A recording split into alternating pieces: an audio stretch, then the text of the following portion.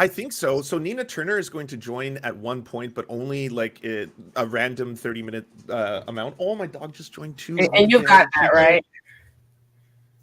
Yeah, she's just going to join via David Dole's link. Oh, puppy. So, yeah, he's got a cute. Hello, folks. We are live on the Rational National YouTube and Facebook and Twitter right now.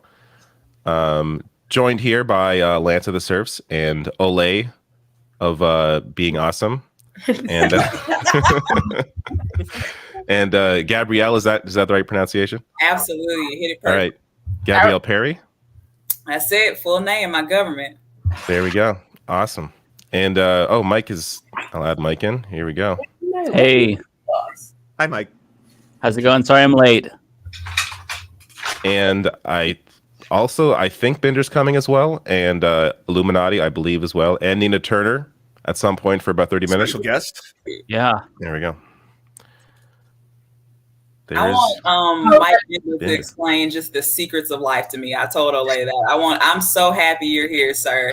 Because I've watched a few episodes of this program, and let me tell you, all that tech stuff, how crypto's gonna activate Skynet and all that good stuff, that only you do I have that to me. I want you to know I'm a big fan. Oh, wow. Thank you so much. I really appreciate that. Awesome. It means a lot. Yeah. That's beautiful. Was it the Harry Potter debate that you were like, oh, this guy's awesome? Because I had to dig into J.K. Rowling's ass on Twitter today. I really had to get 5 a.m. That's when I get up. I had to dig in her ass this morning because, girl, it's out of hand at this point. It's out of hand. She's like ramping it up. She's ramping it up.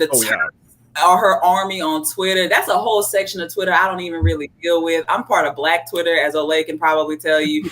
We live very insulated. Like we have Black problems on Black Twitter. We don't really dip into other things. So for it, it's ramping up when I'm even aware of what J.K. Rowling is talking about, what's going on in her day to day, and I'm just like, baby girl.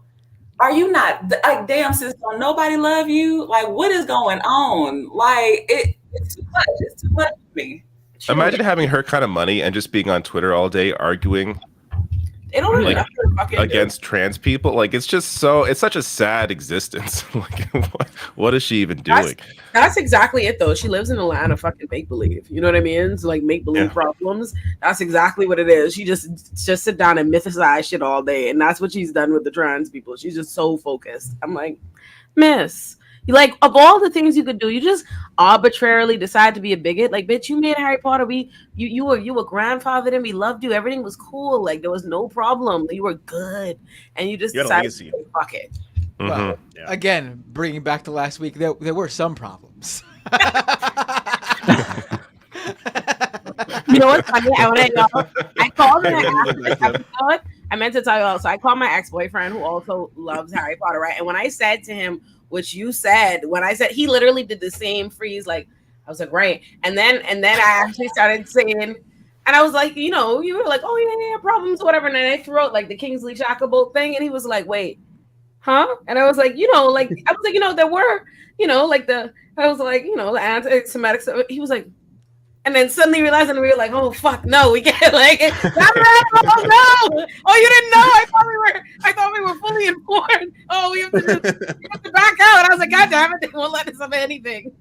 I'm gonna tell y'all, my mother was part of the cult of moms back in the day that thought that reading Harry Potter was gonna damn my adolescent soul to the satanic panic stuff. Absolutely, just my soul was in jeopardy if I was gonna finish them AR Point books. Okay, I was trying to put the class AR Point pizza party on my back, and as soon as I got to Chamber of Secrets, she shut all that down at the parent teacher conference. But I will say this.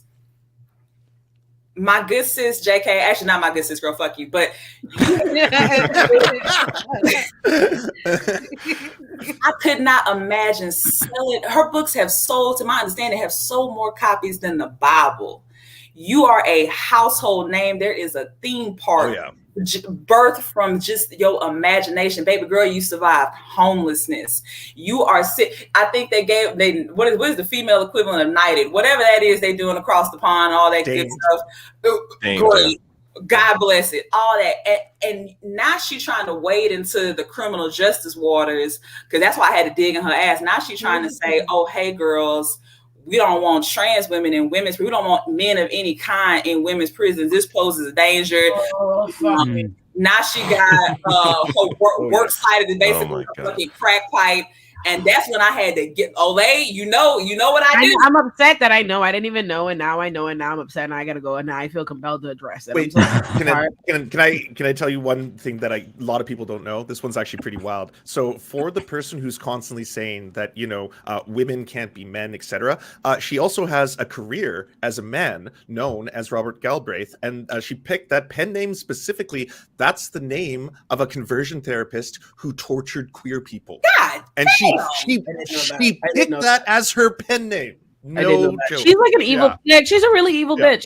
No, she is. Like, she is. It's unreal. It's unreal, because I think what makes it like sickening, everything based on everything that she says, based on everything that she moves, it's clear that to her trans people are very other and very far removed, right? Like, clearly in her life, the way that she deals and she talks about trans people, clearly this is not something that exists in her life. So you've just chosen arbitrarily to pick. What do you think? You think I don't know. The level of hate here makes me think that there's actually something very close. You think a trans woman stepped on her shoe at the club one time? And I don't know if I mean, look at Elon Musk and how it came out that he has a trans daughter, and that's why he's been going at trans people suddenly. I think there's something going on. Yeah, that's what you think? I'm not going to say her children. I don't even know if she has children, but there's someone close to her who came out as trans and she could not handle it. That's what I think it is. You know what? That's a hot take. I could see it going. I could see it being that way. I'm prepared to entertain that notion. There's a lot of British transphobes now. Like, old stars who used to be amazing that you're like, oh, I love this person. John Cleese, I'm a big fan of your work. I love Monty Python. It was inspirational to me. Now it's like, oh, they're all massive transphobes. But like, I don't know what's happening with British celebrities. They're not okay. Why I think people are being so transphobic? Because I think it's like the newest form of bigotry that they can isn't quite anchored yet. You know what I mean? Everything else and what's like homophobic, you know what I mean, is immediate. It's stamped. What's racist, what's sexist, you know what I mean? It's the newest thing where they could still act like it's some kind of discourse and something to wade into, and it lets them be able to get out all of the vehement, hate that they can't do for the other groups that have already been able to. There's far more mobilization. The rest of us are far more present in, you know what I mean, in lawmaking these kinds of spaces and spaces of power. That's what I think it is. I think it's like the equivalent of when the judge can't set bail on a bunch of things because of bail reform, and then the minute they get somebody for the night, they set bail real high because they're like, and that happens, and that's how I feel it is. I feel like it's like, here's somewhere where I could still kick. But it's also a backdoor way to get to all of us, though. Yes, no, it is. No, it absolutely is. It absolutely is. You're absolutely correct. When you come at trans people, especially with all these laws and whatnot about essentially forcing them to medically detransition, that's a disability rights issue, because it's going to stop things for everybody. When you're talking about making sure people are dressing as their assigned gender, that's a feminist issue, because that's going to circle back to women. That's going to circle back to all these laws, especially in Florida. That bitch DeSantis wanting coaches to be able to check the genitals of children and things of that nature. He's very proud of. These are all ways to get at all of us. So coming at trans people affects all of us. It's an issue that everybody need to get behind, because, baby girl, once they're done with them, or once they're satisfied with them, they're gonna move to the rest of us. It's just a backdoor way to get to all of us. Yeah, no, they're already doing it. Like, they're seeing how successful their anti-trans rhetoric has been, and you can see, I mean, it's just visible in the culture, in cultural issues, and how they're coming after gay people, the broader LGBT community. Everyone who flies that rainbow pride flag is a groomer now, apparently. That's something that is only possible if this anti-trans backlash was so successful to begin with. Yeah, if you saw Trump's speech, go ahead.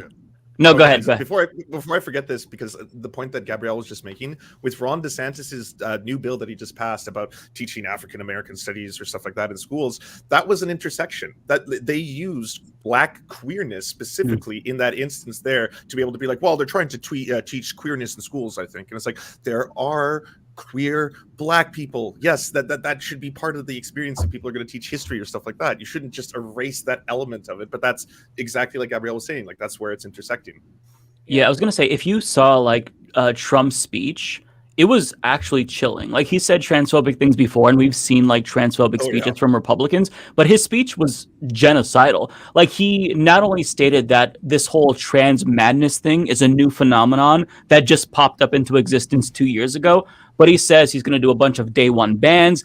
And when he's president again, he's going to end the trans madness. So like the rhetoric here is explicitly genocidal. Like they were already kind of like moving towards that, but now like we've crossed that threshold. Like I feel like we've crossed the Rubicon to where now they're just like explicitly pro-genocide. Matt Walsh today, there was a video shared by Jason Campbell. He was talking about how the doctors who provide gender-affirming care for trans youth should be executed, in his opinion. But since we can't really do that, lifetime in prison should suffice. It's so alarming and horrifying. And I feel like this has to be the wake-up moment, right? Where people who are cisgender realize so like far past the wake-up. we're kind of fucked. Yeah. No, it's not. This is a country where they kill people, bro. Like every day. Yeah. This is a police state. Like, no, it's not the wake up moment. Like, obviously, at the end of the day, if a group of people are loudly telling you, hey, what you're advocating for, the rhetoric that you spew, it is killing me. Look at the death rates. Look at this. That is what is explicitly being said. We see it. We literally see hate crimes happen. We've seen numerous ones. We see what libs of TikTok are doing. They know that's very clearly the intent. They want them. That's exactly what they want. They don't want them there. Like, and you know, we would be foolish to fool ourselves and thinking like death is some line. If people don't value your humanity, they don't care. They don't care. You know what I mean? They don't care about you in life. They damn sure don't care about you in death.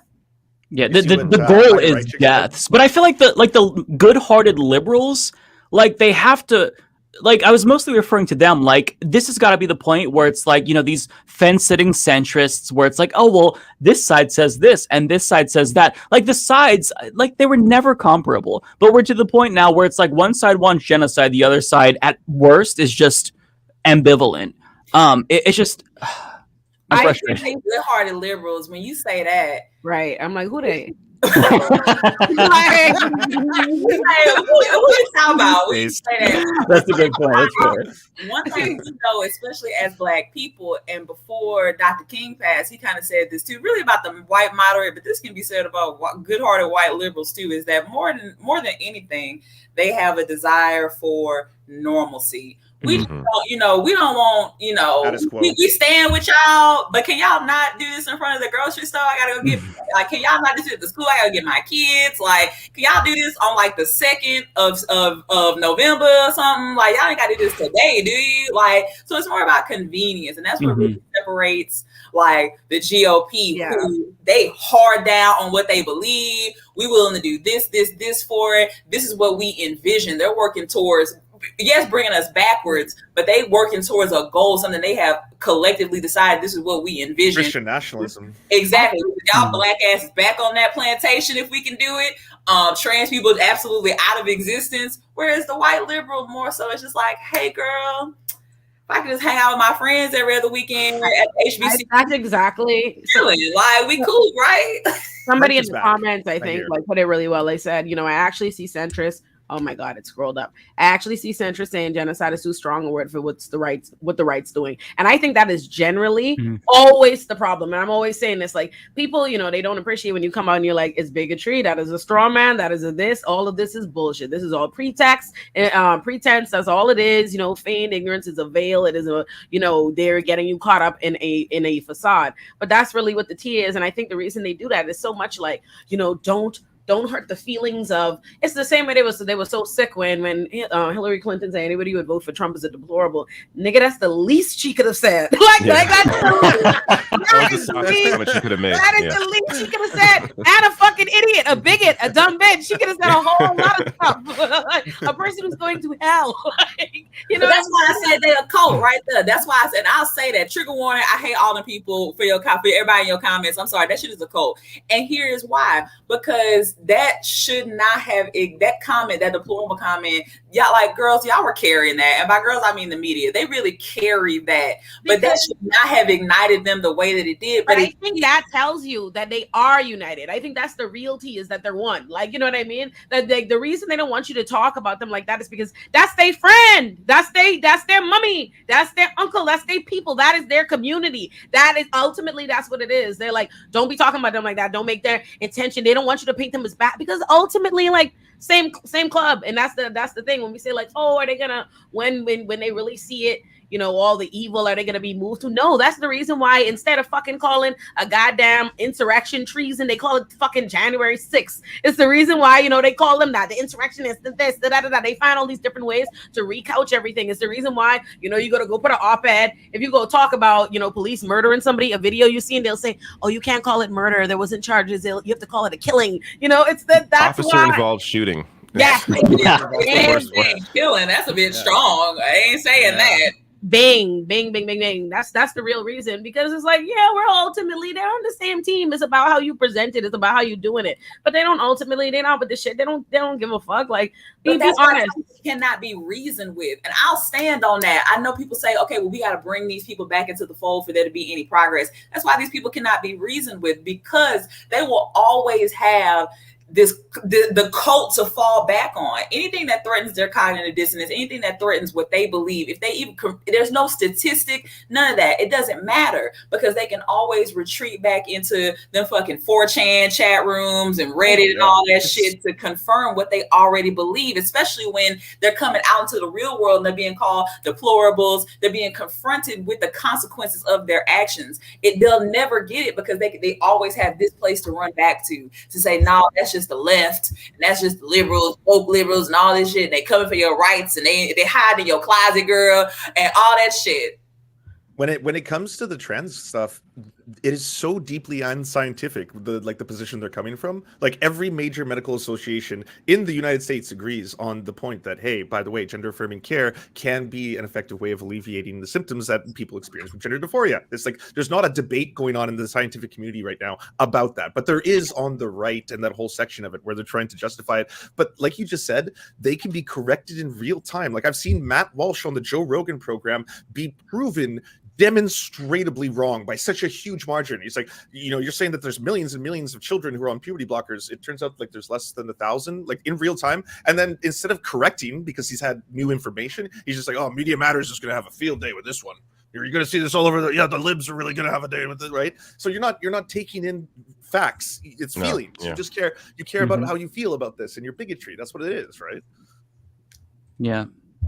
Yeah, it's sickening. To go back to the question of, like, why are so many people transphobic, I agree with what Olay said. Also, and, like, not to essentialize or psychoanalyze these folks, I think a lot of it is that when you have this new gender minority with heightened visibility, there's a lot of people who have issues themselves that are a little bit loud, like too conspicuously loud. Like, it's kind of like the gay homophobe phenomenon, right? So, like, there's a lot of people that hyperfixate on these issues that don't affect them. So, like, if you're asking, like, why would J.K. Rowling tweet from her castle nonstop about trans people? Like, part of me thinks it's because she's experiencing gender dysphoria. Like, I went through this as a teenager, where, like, when gay people started to get heightened visibility, I would look at them, like, with jealousy, and then be like, oh, well, you know, we all want to be gay, okay? We just, suppress that shit. Do it like I'm doing.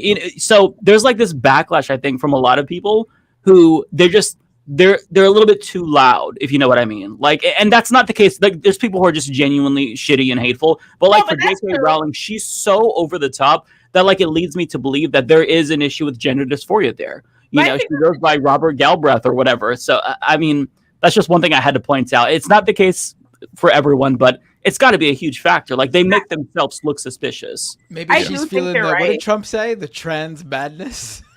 Trans madness. Yeah. Woke mind virus.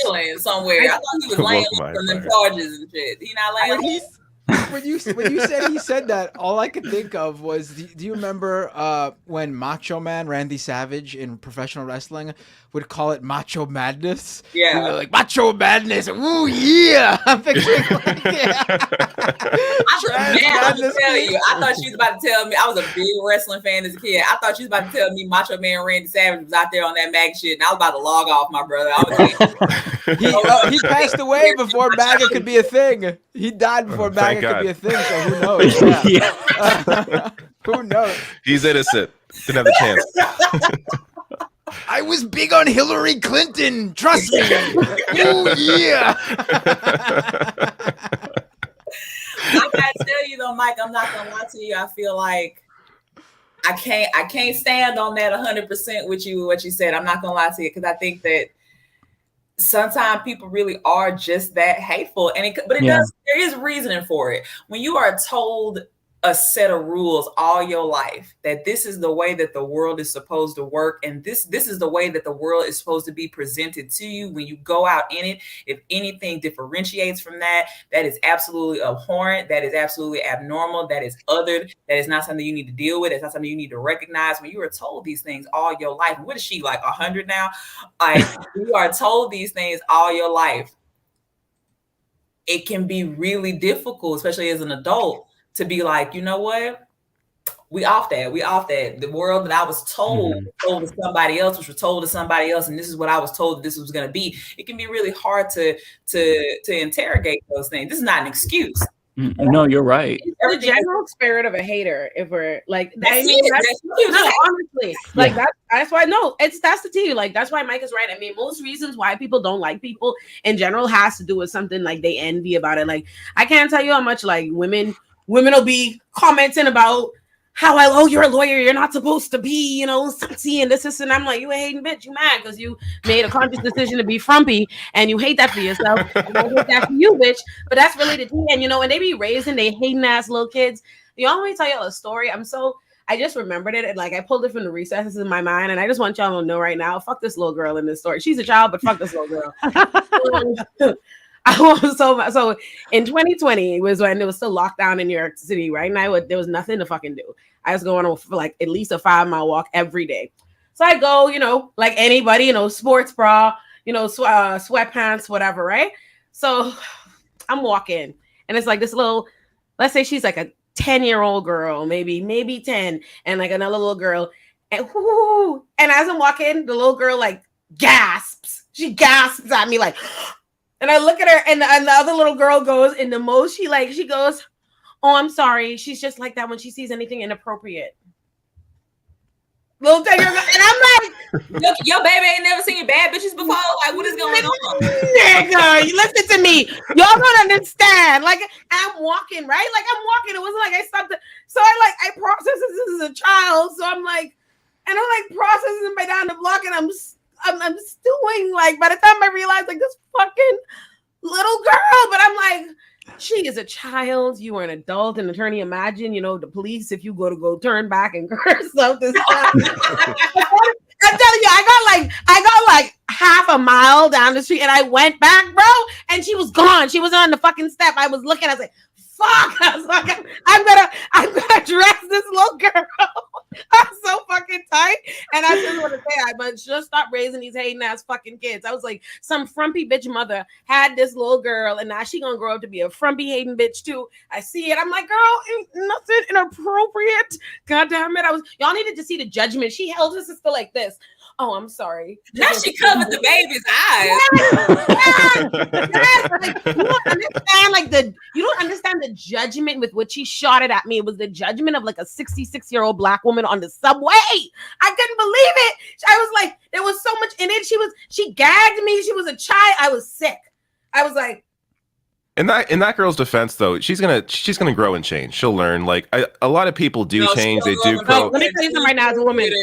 And she was throwing Bible verses in the sex workers videos. Listen, we've been women a while, sir. Let me tell you how that's gonna go. She's gonna raise the to log into Twitter. She's gonna be one of them people that go to the grocery store holding pamphlets asking you to come down to the church for a meeting and whatnot. They lock you in a room and tell you you're gonna burn in hell one day. You need to give your life to Christ. That's what she's gonna be doing. Let me tell you. She's gonna be She's living in New York City though, right? Like she must be exposed to other people. How is this? There was hate in her heart. You needed to see it. Like you just needed to.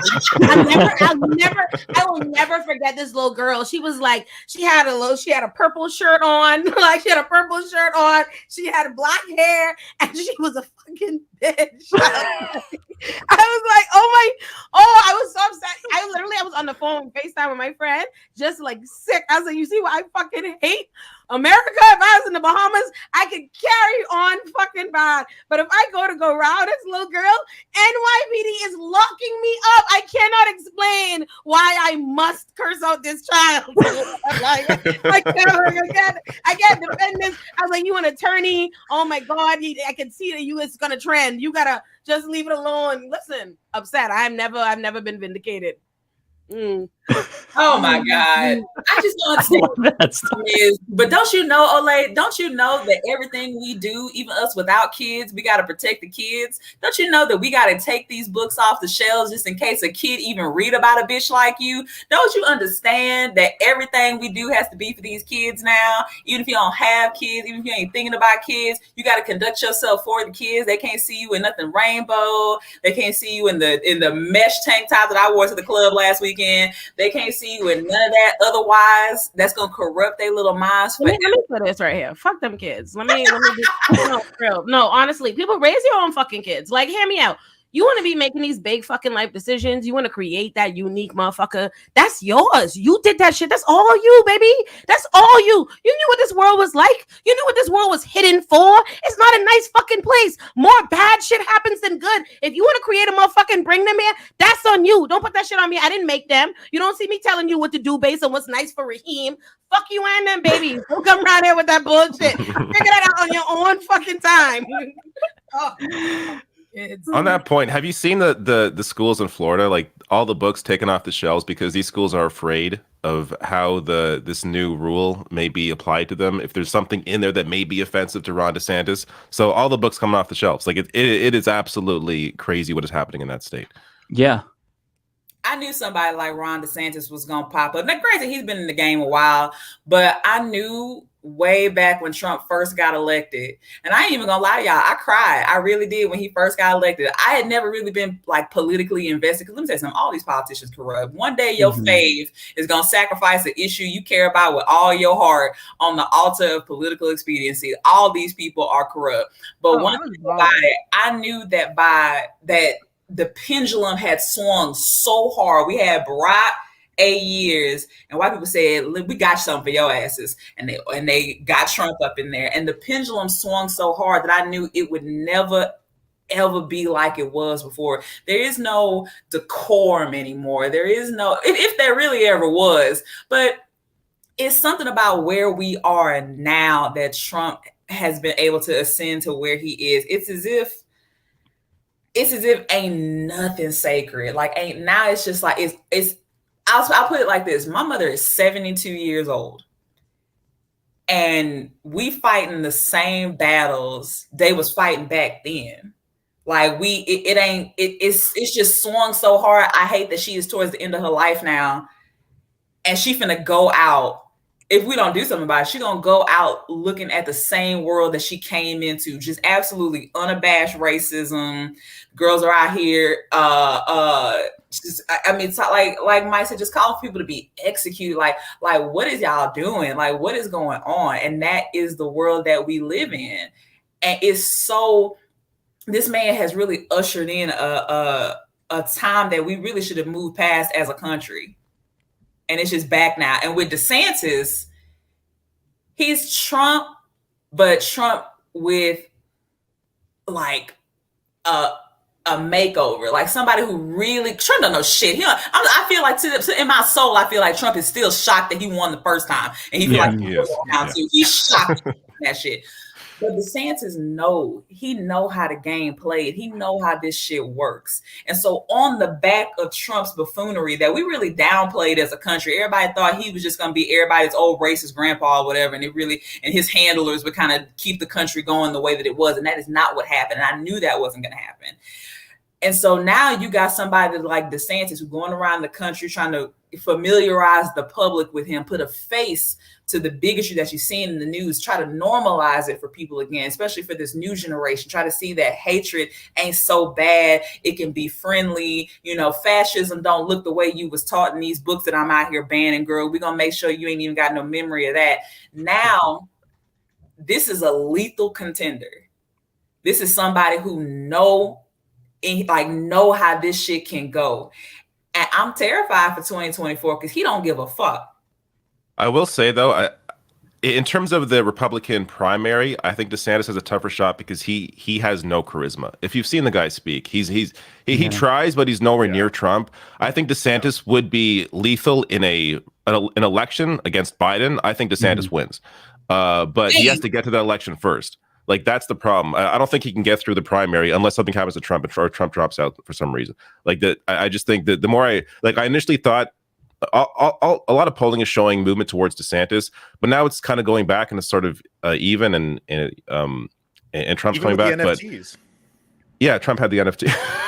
Well, that's the swan song, though. You know, when someone goes down the NFT road, it's like you got nothing left. That's ripping the copper out of the walls. In terms of like media but Trump is still once the cameras start rolling on these people and they have these events, it's going to be Trump again because he has the charisma that no one else has. They're all going to try. Nikki Haley announced that she's going to announce in a couple of weeks. Like Nikki Haley has zero shot. God.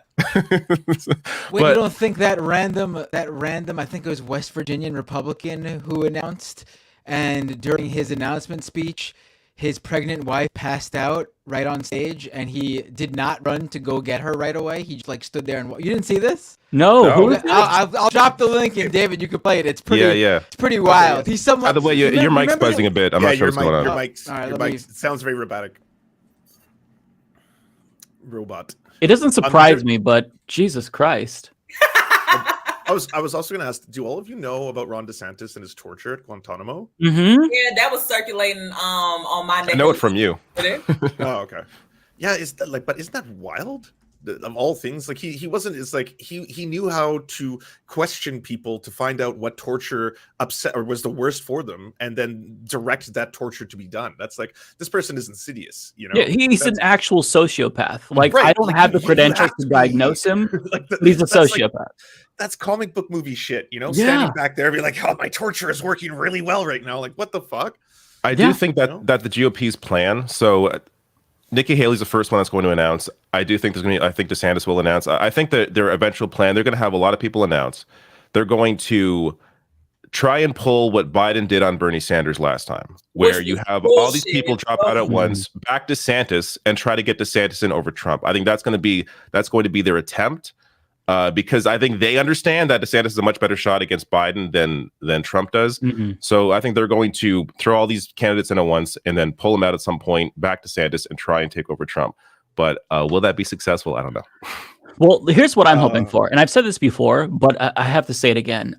Even though I think that DeSantis is much worse than Donald Trump in terms of like the sheer danger that he poses, I want him to beat Donald Trump, or anyone to beat Donald Trump in the GOP primary, because Trump has signaled multiple times already.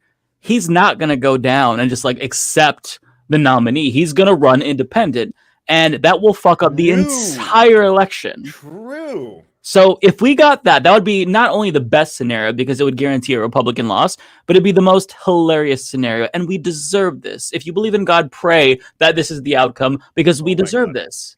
Oh, I'm not so I have not seen this, but this is what happened. Neither have I. In our free enterprise system, and keeping every American safe by preparing us. Lord have mercy. Took him a hot minute to go over there. He's really thinking about it. He's really. How many seconds was that? Wow. She goes down at 4 seconds. He notices at 5. It clearly goes down. God damn. 8, 9, 10. He's like you the last one there. See the thought bubble on his head. He's like, God damn it, Barbara, really right now? Is she all right? She's all right. God. Yes, this is Roland Roberts. He's a West Virginia state senator. It happened on the live stream, and they took it down off their YouTube channel and then re-uploaded it with it cut out. And she just goes from in the re-uploaded version, she goes from standing there to they didn't even let her go away. They put her back up there in a chair. She's sitting there. Oh my god. What the fuck? God damn. Like, this happens all the time. Don't worry. She's always collapsing on the floor. She did this twice yesterday. Nothing's wrong. It's adorable. She does this everywhere. Ever since she got pregnant, this has been happening. Wow. Also, Matt Bender, don't lie to me. West Virginia is not a real place. Okay, thank you so much. Well, they live there. That's why. My friend had a legal problem. Someone got arrested, so I had to. Oh, wow, you are. I had to tell them what was gonna happen. It's fine. No, it's like work. It's fine. You're always on duty. Yeah, so I had to be a real lawyer for a second. My phone ring after 5 o'clock. It's every man for themselves. I can't do nothing with y'all. I can't do shit for y'all, baby. No, it is nice to like have the, I have the answers on like, oh, okay, this is fine. This is how this is gonna go. This is gonna show. It's okay. Like this feels like this is actually not alarming. Y'all are okay. This is nice. Like it's when your friend call you with a legal problem. Huh? I was like, and then are you like, I have to go back to my internet show in the middle of the call? Yeah, but to me, Love was pausing it to like, okay, I'm gonna attend to this legal issue. I'm like, at least I don't have to. It's fine. It's fine. I don't have to go down to court and go arraign somebody. It's all good. I will say at some point, maybe I can do this now. I got a couple clips from Marjorie Taylor Greene this week. God. You guys want to watch these? They are hilarious and crazy at the same time. Not from I think the same day. The same day these two clips happened, I think she went on Greenwald's show, which is bonkers. I guess not bonkers for him anymore. The show, by the way, it is once again one of those just like it's just PR. He does the exact same thing with her that he was doing with Alex Jones. Yeah, where it's just like people got mad that I'm even asking you questions, but I'm not allowed to ask like a sitting congressional member questions, and you've recanted all the bad things you've done. I was like, no, she hasn't. Yeah, what? Yes, the ratio, like the speed of which she gets these out, and then like has to denounce them. It's mathematically impossible. So we this is during one earlier today on the Majority Report. It's a great one. It's a great. This is a House oversight hearing. Actually, I got two of these. So this one's on one topic, but this is a House oversight committee hearing on how COVID relief money was spent, and look at what MTG is so focused on here. Darrow, can you tell me how much money was given to Drag Queen Story Hour? Hey, dispatch. I'm sorry. Drag Queen Story Time, where men dress up as women and read confusing books to children. Confusing. Not this bitch finds children's books. He's an idiot. I don't know the answer to either one of those. Oh, we need to look at this, and I urge you to do that. Bradbury Sullivan LGBT Community Center in Pennsylvania received $16,000. Oh wow, 16 story time from COVID cash. How much did she get? She got like what, like $180,000? Over 100. Taylor Greene did. Over $158,000, yes, and I saw reports. I recall that some of that money she put into her campaign. I mean, if that seems very sketchy. I mean, I guess it's I don't know what the deal is there, but yeah, she has that construction company from her father that she runs somehow that I think sounds like a front for something. Again, pure pure speculation on my part. Just want to make that clear. But yeah, one of those bootstrappers who started a company that her dad actually created and let her hand it down to her. I swear to God, like America is a whole Mickey Mouse operation. Like just like what is this content, man? Like y'all, all this country full of millions of people in serious issues, and y'all have bitches up in the fucking Congress talking about how much is we got one more here. This is another topic that she's very. Before you play that, David, can we just appreciate his response when he's like, "What? I thought you said dry clean." That is so fucking hilarious. His face. He was so taken off guard. This is like what? That was amazing. I would love to know what this man thinks dry clean story hour is. Dry clean story hour. You tell me how much COVID cash went to CRT. CRT. Critical race theory in education. It's a racist. He's not on Twitter. Curriculum used to teach children that somehow their white skin is not Children? equal to White babies. black White skin babies and are other evil. things. That's what it teaches you. Like, God, man, I y'all know stressing me that. I out. know that there's provisions that the Hey, this is federal egregious. funds generally are not used. They're supposed to be used for curriculum. Oh. That's a state. Oh, and Mr. local. Dodaro, I have to tell you, in Illinois, that they received $5.1 billion. Bitch. Illinois. $1 billion. Rewind a little bit. Wait, hold on. You got to hear what she says. You got to hear. You got to hear what she says. Rewind it a little bit. Just you got to hear what she says. I have to tell you, in Illinois, that they received $5.1 billion at an elementary school there that used it for equity. That's it. $5.1 billion for a single elementary school.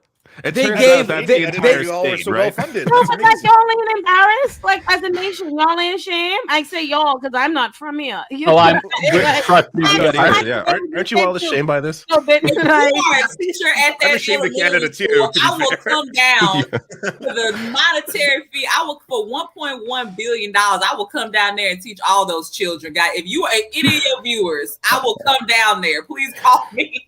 Listen, I looked into this, and it turns out that she's true. At this school, they gave every child a fighter plane, and they all dropped bombs. They all dropped bombs on all the white children in Illinois under the CRT program.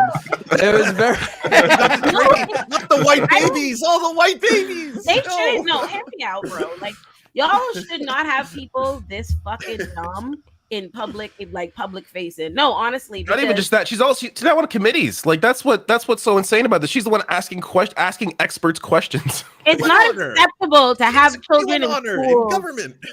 And that's like, I couldn't believe in this system. If I was a child growing up in this country, you want me to learn MLA format, you want me to do all this shit, you want me to fact check and do all this nonsense. But look at what the fuck is happening in Congress. Like she can just say that. Standards are so unfair. No one cuts her off like, excuse me, ma'am, this is a serious establishment. You cannot just say that. She just what are the words coming out of your mouth right now? She literally goes to work on some performance theater shit, and that's the sickening part. Like, while they may be fucking stupid, and that they are, this is all very much so orchestrated mess. Like they're just appealing to the nuts that keep them there. She's just like, I'm gonna get this shit off, sir. How much money they give to CRT? I'm personally offended by it. I'm personally offended by it. In a serious note, I'm really personally offended by that shit because one, COVID was a catastrophe. Everybody knows that.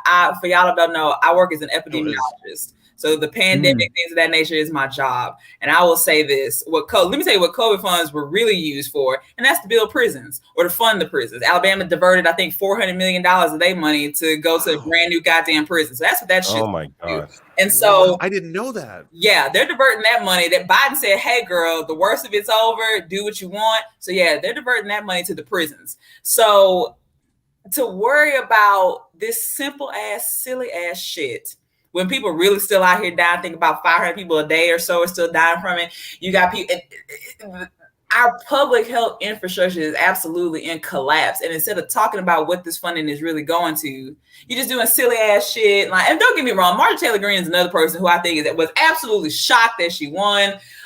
Didn't expect to be going this far in her career. Now she's just playing that shit by ear, just trying to figure it out, faking it till she making it. So I don't really expect too much from her. Don't show me another video of her until she clips those ends, and I mein that. Trigger warning. I was thinking that. I have no bitch. I was like, she is not focused on the right things. Her priorities are not in order. Her hair is fried. Her hair is fried, dyed. That's terrible. You ought to be ashamed of yourself. No, that's fact. That's big fact. You do look crazy. No, big T. I'm cringing thinking about her saying reclaiming my time and her like accent and excuse me, what happened? Well, no, I'm just like imagining because now she's on the House Oversight Committee. Like I'm envisioning her like trying to grill someone about CRT, and she's like reclaiming my time. Like you know how she's like it's a terrible accent, but you get what I'm saying. Like you can like visualize her voice in your head. But she hasn't actually done that yet, right? She hasn't mocked Maxine Waters. Has she done that? Did I? She's mocked. I don't see she didn't mock anybody. No, that's the real term that they use for that, though. Also, like, not too much on the Southern accent, dog. I know you hear mine, so let's all just relax a little bit. I thought we was friends. I thought we were all cool here. I thought we was all family, you know. I know it's terrible. It's terrible. What is it? Oh, did y'all? I meant to say, did y'all see Letterhack's awards? I don't know. Maybe yeah, so cute. I don't know. Is that today? I missed that. I didn't see it. Oh, you didn't see it? Probably because you didn't get nothing. It was just the comic, right? But is it a new one or is it an old one? To let y'all know, it's a new one. New awards were handed out this year. Oh, there's new awards. Like, I just want to say. Hold on, let me pull it up on the screen while we talk about it. Hold on, let's. I'm trying to find. Let's see these awards. Yes, you ain't see them? No, I haven't really been on Twitter today very much. Just I got the fly ass nigga award.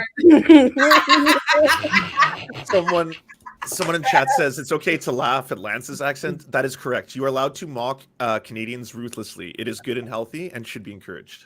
No, that's not it. I just dropped it in the chat. Oh, sorry. Let me grab that. Lance, can you do me a favor? Can you say the word about? Yes, Lance, you say that. Don't ask me. Oh, come on there, buddy. What are you trying to talk about, your hoser? Come on there. I thought we were friends here, you know. Oh, by the way, my condolences about your country's groundhog. That's very, very funny and very sad. Right? Fucking, what is this timeline? You know, I'm just like, all this shit is happening, blah, blah, blah. It's like, and by the way, instead of seeing the shadow this year, the groundhog has died. And you're like, what? Hold on. First of all, two things. One is a question. The second is a statement.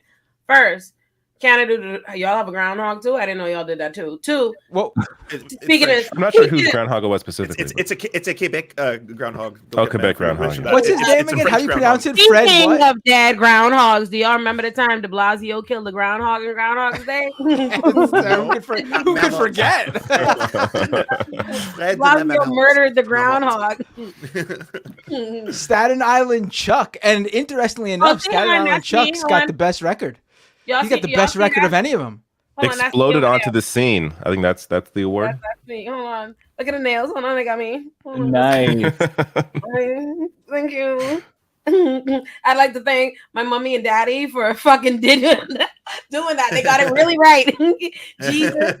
Jesus for having such vision. What is this? This is the International Bad Bitch Award. What is this? And you know this. And it is. Bender is most likely to piss off Elon Musk. Absolutely. Bender got an award. I didn't even see that. Yes, that's and I was drawn with a rather large cranium for some reason. I think your head's like this. I think that's what. Large cheeks. That's her beard dead on though, Matt. I'm gonna tell you, they got that dead on. They was concentrating. Yeah.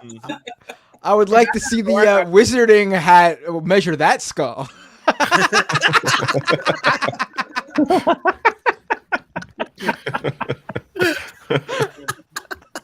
Yeah. The hat wouldn't even fit. Oh my God. Have many a crown. In other news today, you know what happened today?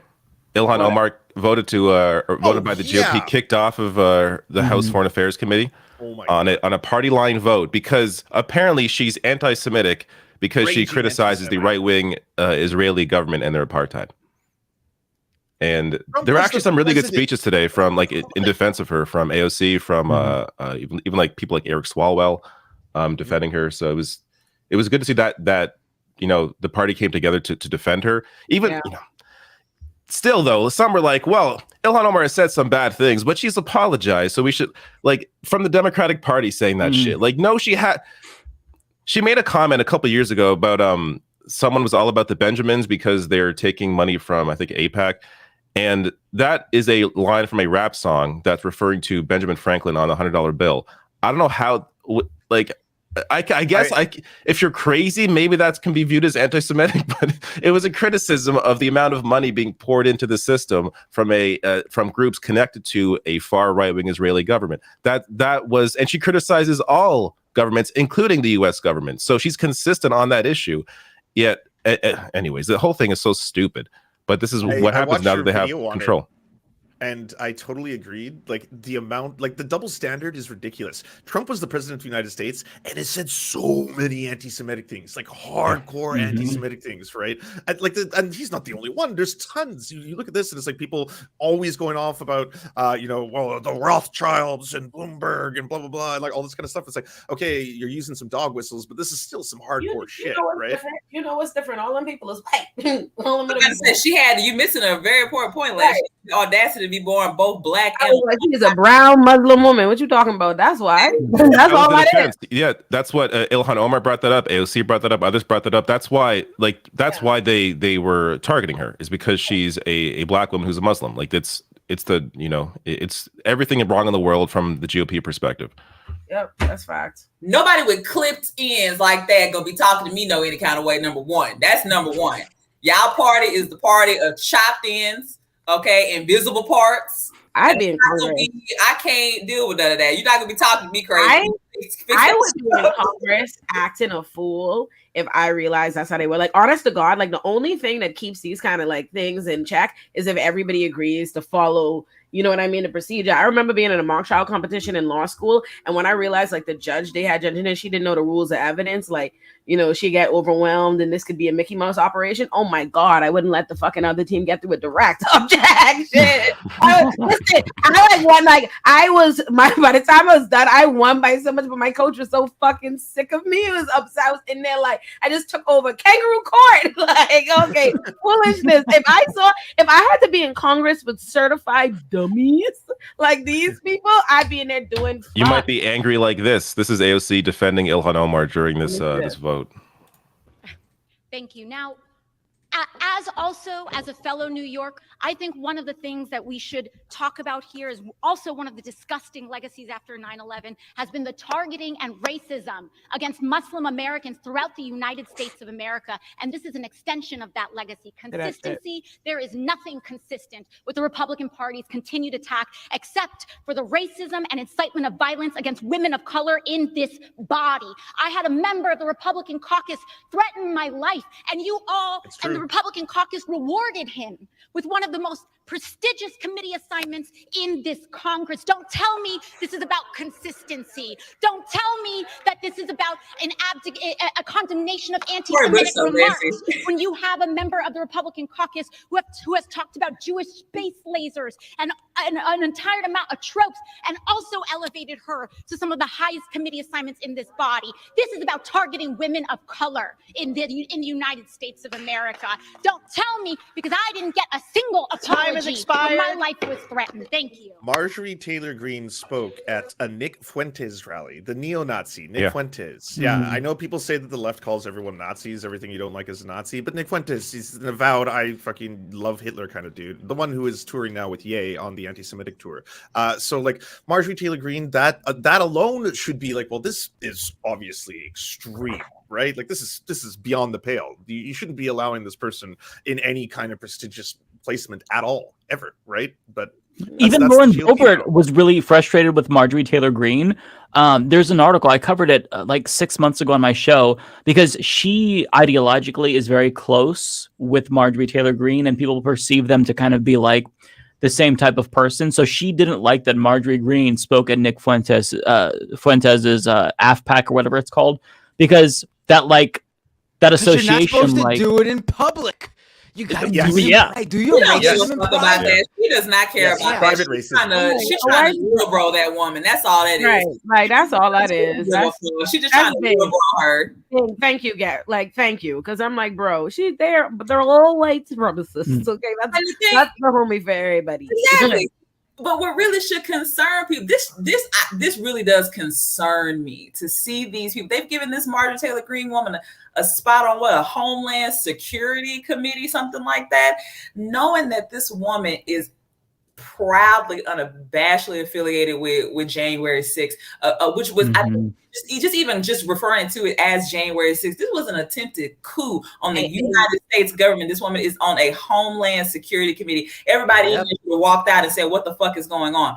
You got this George Santos man. They're trying to put him on committees and all that shit. One, y'all don't even know if that's his real name. Two, you talking about a man who's lying about all definitely not the worst things that came out. You talking about somebody they didn't link donations from his campaign to the Russian oligarchs. That is an official thing they have come out with and traced that too. It's like, baby girl, let's get past the because don't get me wrong, I love Congresswoman AOC. You know, I think she out here, she doing her thing. Well, I love her generally because again, all these people are corrupt. But we're talking about somebody who has been through a lot of things since ascending to Congress. A Coast Guardsman is in jail for trying to murder this woman. Like her family receiving death threats, all type of shit, all because she dared stand up as a Latino woman and say, you know what, not today, bitch. And yet it's such it's these people, this different standard that everybody's being held to in the GOP, where basically if I was GOP affiliated, my ass would walk in there and be like, hey y'all, I'm finna sit in on this committee right fast, you know, don't mind me. This is a spit in the face of every American citizen that these are the people who are making decisions that have real world consequences. And that's really hard for a lot of liberals to understand, especially the white liberals, because they typically engage things. I ain't meaning no disrespect to y'all, you know what I'm saying? Y'all play or whatever, but y'all engage things differently than we do. A lot of this is theory for y'all. This is just theory. This is shit you're reading about in textbooks and whatnot, or that at the most you are seeing other people that you know, seeing people of color that you're friends with and whatnot endure the consequences of the decisions that these people are making. Yeah, no, that's totally true. Mm-hmm. This is by the way, no, go on. Just play this quickly. This is a death threat that Ilhan Omar received recently. I'm sure one of many that she has received. But this is how crazy these fucking people are.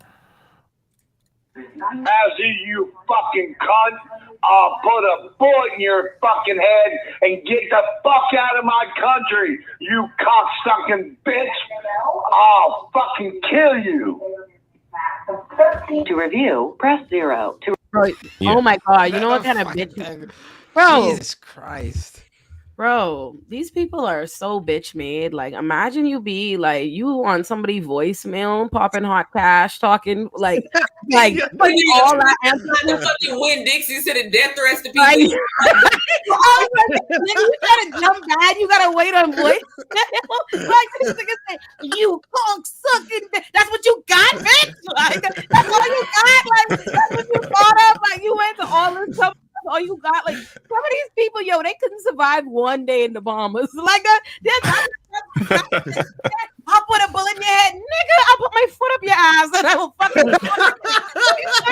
But let me say this: shout out to my girl Big Gretch up there in Michigan. Survived 2 assassination attempts, no winners, all her ops in jail, and she won re-election. Shout out to Big Gretch. Gretchen Whitmer in Michigan. No, bro, they wild. No, they be there like, why are you this mad? Like that, you're fucking crazy. Like, what do you? And also, like, your country, get out of my country, like. Nigga, you know how old this fucking world is? You know how old this dirt is? You may be alive 72 years if you lucky. This nigga, you don't own nothing, broke nigga. Mm-hmm. This is not your street. This is not your country. You don't even pay HOA fees. You own nothing. This ain't yours. Why are you talking to this woman crazy on a voicemail like that? And you go out of your way to figure out how to get in touch with a congresswoman. That's all you got to say? That's the extent of your threat? Like, that's it. The only way you can engage the base on that side, because when I think about it, listen, I get a little classy sometimes. Now I'll go ahead and confess that about myself. Because when it comes down to it, I think my mama had the best synopsis of racist people. She'd be like, well, fuck them. They broke anyway. Y'all poor. And that's true. No. When it comes to the base, when it comes to the true base of the GOP, the only ownership they really feel like they have, the thing that really unites them outside of their skin color is they feel like they have an ownership to this country. That is a deep did a deep. That's how they appeal. That's how they appeal to like no offense. Well, that's not even our viewing base, so it's all good. That's how they appeal to dumb broke white people, right? Like it's like you convince them that's the thing they rally around, like my white identity, and that this should be mine because they otherwise so fucking upset. So instead of teaching them like capitalism and the way all these rich white people and all these people exploiting you, they teach them that black people, brown people, these people who are stopping you from having your God-given right, and they sitting up there mad, and that's what they really fucking mad about. That's really what the tea is, that you sitting your broke ass down there talking shit because you down bad, because you feel away. Because imagine seeing a bunch of people who have all this weight on them, all these institutional oppressions, all these barriers, and doing better than you because you look stink, because you ugly, because you stupid, because you dumb, and now you mad at everybody but your fucking mother. You need to talk to your parents because they were irresponsible, procreating and bringing you onto this world to carry your dumb ass around here talking shit in people's head, and that's what you should be mad at. End it here, end the suffering here, and take yourself out the game. That's what you should do. I saw someone in your chat in Minecraft. We have to add that for TOS. My chat do what? Oh, I saw someone in the chat who's like the username is James R something, and it's like black people talking about weird names, lol. And I was like, your last name for this is like it's Dr. Seuss level unpronounceable gibberish. I don't know what you're trying to do, but that's ridiculous. I tell you, they be so mad. I'm telling you, I really they be so mad at me on Pay it. them overdue light bills to sitting on your counter, baby girl. It's like, listen, all that shit, we ain't hearing that shit tonight, girl. Pay them overdue light bills. It's something in the red at your house for you to be that mad, girl. You got to get that sorted out. God bless you. Oh, I'm seeing, yeah. Oh, yeah. I see him in the comments. We got a mod in the chat. Don't worry. Already taking care of him. So, there we go. No, it's okay. I'm not even upset. Listen, I'm fried. It's whatever. No, I get rid of these fucking people. I get rid of these fucking garbage people. If there's pieces of shit in my chat, they're not around anymore. Like their messages, they're either banned or their messages are hidden. Like it'll show up here, but on the actual YouTube page, it's you know what's off. so funny? I seen his comment earlier when another affirmative action attorney in the panel. But you know what's hilarious? I remember once being like at a comedy show and like the comedian tried to crack on me and like tried to say I wasn't cute or something, and I was just like, I disagree. Like, I'm not even offended. I just disagree. No, I read another. You know what's crazy? We're not debating right now. I 100% didn't even realize where I'm fried, and that's just not my testimony. I didn't even realize he is talking about me, even though like logically I'm the only attorney on this panel. But I read that and I was like, what are you talking about? Listen, I am a bitch. I applied to 11 law schools. I got in everywhere, okay? I chose between full scholarship offers. Y'all better Google me. A nigga is a decorated academic. You can't hurt my feelings. You hate to see it, nigga. Okay, so, yeah, thank you. Block and bye. And we haven't heard from Mudslinger 888, have we? No, he definitely after I got his ass together. Character. I haven't touched Mudslinger. He's more funny than anything. Was that person also in the YouTube chat? Yeah, like they were last time, yeah. Mudslinger, yeah. Well, it looks like it's just the average David Dole fan. David, get the fuck out of here. You gotta do better. You gotta do better, buddy. Why are you attacking all these races? Chat is largely Why are you attacking all these races, David? I want you to compare all of the YouTube comment sections from all our channels. I will come out on top with the best because I moderate my shit. Do better. I enjoy healthy debate in the chat, but if there's a piece of shit, they're fucking gone. I miss being in Lance. I loved Lance's audience, and then I love David's audience. You can have. I have them all open right now. I love David's audience too. That's why I bring these. I've never seen Binder's audience. I just have a feeling. I just feel like I wouldn't be loved there. You know what I'm saying? Like I don't know this. I don't know this. But if I had to put my money on it, like David and Mike's audience both like are always like nice to me, except there's always like 8 to 12 haters like and they're just like not like comments. It'll just be like the one comment, but the 8 to 12 congregate right there being haters, but it's mostly good. Lance's on is nothing but a sea of love and positivity, because you know why I figured that out. That's because Lance is next, like Lance is a Leo too. Lance is next like extroverted, animated, big personality. So anybody who watches Lance is already used to that type of time and they like it. And the more y'all wind down and energy, the more y'all wind down and energy, the more smoke I get. So I know by the time we get to Binder, I'm getting hated on. I'm not getting there. I'm not going there. In the comments, good Lord, I'm told YouTube comments are where Christianity just goes to die. Like it's just the worst. It's true. Now, I've never read the comments of anything. I have ever done. I was told, my team told me that article I wrote for the Washington Post, the girls were duking it out over whether or not women were people, I guess. I'm never going to read that. But listen, any comments you got to say about me, I'm never going to read that shit, baby. My notifications been off on every social media platform. You just because you have been. Hold on, can I even tell? No, so y'all don't know this because y'all side of the internet, right? And I got there late when I realized. So I met Gabrielle doing an episode, Bad Faith, and so I was like, oh, I love Gabby, and then I realized shortly after on Twitter, like, Gabby, are you a Black Twitter villain? Like, I was like, Gabby's been to make they be jumping on. Listen, Gabby is listen, the Black community be summoning to get on Gabby's ass. So like, I just met these white people, and this is how you gonna do me? We're all canceled. Are we all canceled now? This is what you gonna do? This is how you gonna act right now? Is the Black community gonna come after us as well? This is how you gonna do me? My team, what I do, in addition to being an epidemiologist, I also run a nonprofit. My team has described me as a, quote, timeline terrorist. I reject that entirely. Let me tell you something. One thing about me and Black Twitter, I ain't never back down. I think that's really what it is. I'm a formerly incarcerated woman, and my arrest, though non-violent, nothing drug-related, nothing crazy, was... I wouldn't care. I really do. I wish it was something like real badass, and it wasn't. I took some money, I paid it back. And in fact, I did a special with CBS News last year about it, CBS Morning News with Gail King, and I sat down and I talked about it with the judge who was on my case. And I used that moment to build up my nonprofit. And so we give scholarships to currently incarcerated women, formerly incarcerated women, the daughters of anyone who's ever been incarcerated. We pay the rents of formerly incarcerated mothers and pregnant women. I go every month to the prisons down here in Louisiana and donate organic menstrual products. And we do all this because that is everything that I needed back then. And I think Black Twitter's problem with me, and it's really very few people, Olay is exaggerating the shit out of this. The thing about Black Twitter, I think the problem is that I'm an anomaly. Like, especially as women, we don't even associate incarceration with women. And so for me to be someone that's not only, I'm a loud, mouthy Black girl from the South that survives something that's really supposed to be unsurvivable. It's supposed to be, incarceration in this country is supposed to be a permanent scarlet letter on you. It's supposed to be something that you do not overcome, or at least not to the point that I have. I make a hell of a lot of money doing what I do. And I go places, I talk to people about what I have survived. I have no shame in it. And so this is inherently a system that is supposed to forever assign shame to you. You're supposed to forever, one in three Americans has a criminal record, and you don't really hear people talk about that. But I'm right there. I'm in your face talking about it, absolutely unabashed. My grandmother said, if you tell the truth, can't nobody hurt you. And I have worn that as a badge of honor. So when you get on Twitter, people look for something to hurt you with, look for something to say about you. Oh, you did this, and all that shit. But they know they can't hurt me with that, because here I am on fucking national news talking about it, because I don't give a fuck, girl. I love that.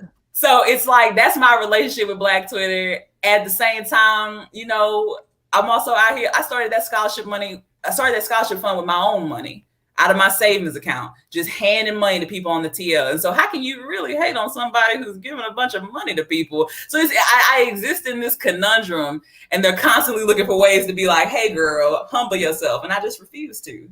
So that's my relationship with Black Twitter. I love that. Gabrielle, can you talk a little bit about what is we have sound now? Sorry, what? Yeah, we have a soundboard I got a soundboard here. There we go. That's amazing. Oh my god. I don't use it very often, but that's impressive. David, I fucking love that. Go full shock jock right now. Get all the things. Bazinga, wooga, whoop. National sense. Can we get a Tucker Carlson laugh too? Oh my god, I don't want him on here. It's very cursed. But I wanted to ask Gabrielle about you being an epidemiologist, because like over the last couple of years, I mean, we lived through a pandemic, and I feel like people in your profession have just been like washed out due to all of the misinformation, and how you navigate that. Because I felt like in 2021, I made it my mission to try to like debunk any type of like vaccine misinformation, but it's like, I feel like it's so overwhelming. There's so many conspiracies that like, it's almost, like it's just a lost cause. So like, can you talk about your experience as an epidemiologist, like during a pandemic? Because I think this is like one of the most fascinating things right now. So I'll say I got my degree from Tulane University School of Public Health and Tropical Medicine. Olay, we just won the Cotton Bowl.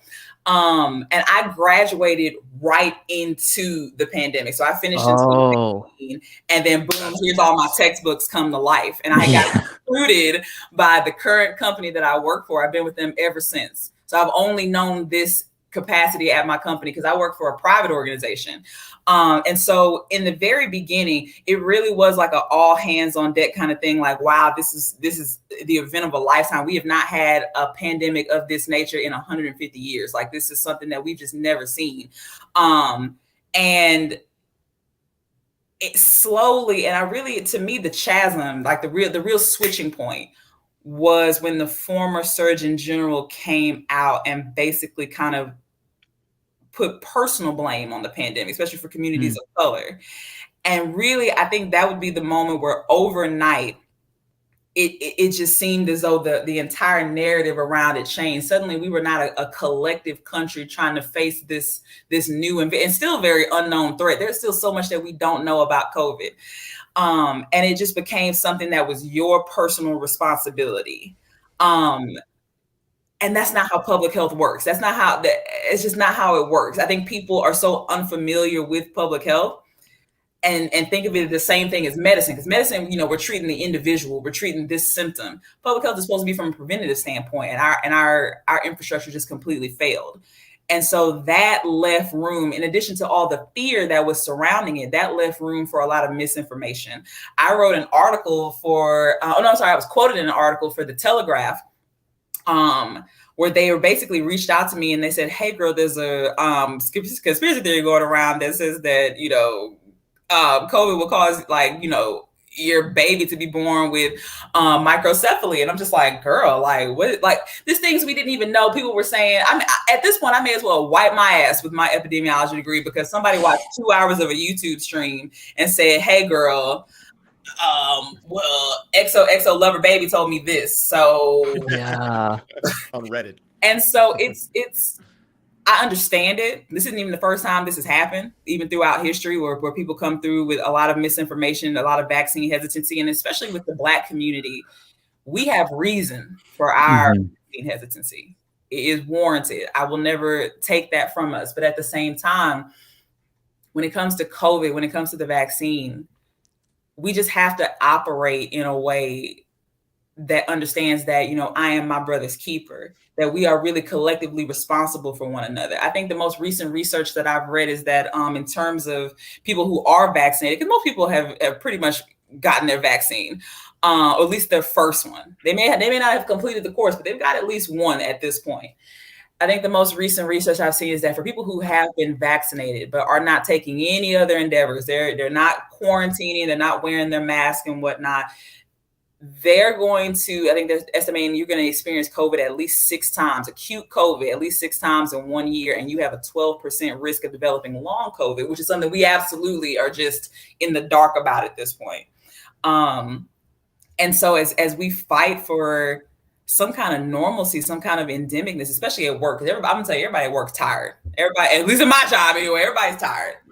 We're tired of hearing about it. We're tired of seeing the death rates. We're tired. We're just tired. Everybody's tired. The general public's tired. Healthcare, we're all tired. But that does not negate what has to come next. And that is some kind of collective understanding that this is not over yet, that this nonsense, that this is just a cold, this is just a flu, that is not true. And I think at this point, most people should be familiar with that, because I had COVID once and I lost my voice, but I had already been fully vaccinated. My 31-year-old brother absolutely refused to get a vaccine, slipped into a coma and died within a week. So wow, that is the reality that we are all facing. And it does not have to be that way. Mm-hmm. It's crazy. Wow. Oh, I'm sorry to hear that. Yeah, that's horrible. Yeah. I think that what you said about just the failed institutional response, kind of like allowing this room for conspiracy theories to grow, makes so much sense, because like within like a week or two, like we were seeing segments on Fox News about how, well, you know, we should just sacrifice grandma to the gods of capitalism. I mean, I'm paraphrasing, but like the lieutenant governor, I think, I forgot, Dan Patrick of Texas, was talking about how like I'm willing to die so, you know, my next generations can have a good economy. And like it just immediately, like there was like a week that we were in this mindset of, wow, let's flatten the curve, and then like that, it was just, okay, you're on your own, good luck. And I think that like the failed response from the state really made things so much worse. And right before that was denial. I mean, you had cable news, especially Fox News, Tucker Carlson, Sean Hannity, pretend it wasn't even a thing, and then and then it just like flipped, and oh, now it is a thing, but well, we got to sacrifice these people. Like it was just, it was completely wild. And you know, one of the greatest arguments for people who are anti-vax to get vaccinated is, think about who got the vaccine first. Ron DeSantis in Florida specifically gave the vaccine to rich donors of his. Like they got in line for, I think there was like a rich community where they were like the first ones vaccinated, and they were big supporters of his. Like when you have the wealthy and those in power ensuring that their friends get vaccinated first, maybe that's an indication as you should also get the vaccine. I believe it was the city of Philadelphia. I'll never forget this story. I know it was in Pennsylvania. So it was either Pittsburgh or Philadelphia, and I really think it was Philadelphia. It was the city of Philadelphia that gave, I want to say, $1.5 million to some 21-year-old college dropout tech bro who said, hey, girls, run me the vaccine. I'll run distribution through the city. He had scheduled all these partnerships with the black churches, things of that nature. He was going to come down, vaccinate everybody. Turns out homeboy had no plan at all. They gave him these millions of dollars. Homeboy had absolutely no plan at all, was calling his friends down to the churches in these black communities. This is a white man calling his friends, his family down and whatnot, shoving vaccines in his pants to smuggle them out the churches. This shit was on the news and everything. It scared the shit out of me because I was like, what is this? The church is speaking out. The Philadelphia Department of Health is like, hey girl, our bad. Like, and sitting and talking about sending homeboy to jail, but at the same time, it's stuff like that that just does not offer any kind of credence to our public health infrastructure in this country. And so I think what scares me the most is that what is going to happen when the next pandemic comes, because it will. Well, it's inevitable. It's an inevitability that this will happen again. And we're just absolutely unprepared, especially with the way in which we have handled COVID has affected every other effort that we have in terms of preventing diseases. Meningitis is way up. People aren't getting HPV vaccines anymore. It's affecting the way in which we communicate about prevention in the profession. That's why so many people are getting burnt out. And at this point, I really don't know what we do, especially with the CDC being so inconsistent in their messaging, inconsistent in what they're telling the American people to do. This is a hallowed, trusted institution across the world, and just kind of readily admitting that they don't know what to do at this point. And so we just out here doing the best we can, I think, as a profession, like just trying to combat this from all sides. It's so dangerous right now because we kind of live in this like post-truth era where like everything can be discounted so quickly, and you don't need people. Like the heavy lifting you have to do on one side to do advocacy for health and good health outcomes is insurmountable compared to someone who can just be like, yeah, but the 5G towers and the magnets and Magneto and all that kind of stuff. And all these pundits, they're making money off death. You got to remember, like Joe Rogan has 11 million people who listen to his podcast. I guarantee he's been vaccinated multiple times over. Probably a lot of them like have, right? And of those people that he's telling to not trust it, like some of those are going to not get vaccinated, get sick. Some of those people will be hospitalized, and some of those people will die. And you're making money off the whole thing. They don't care about people.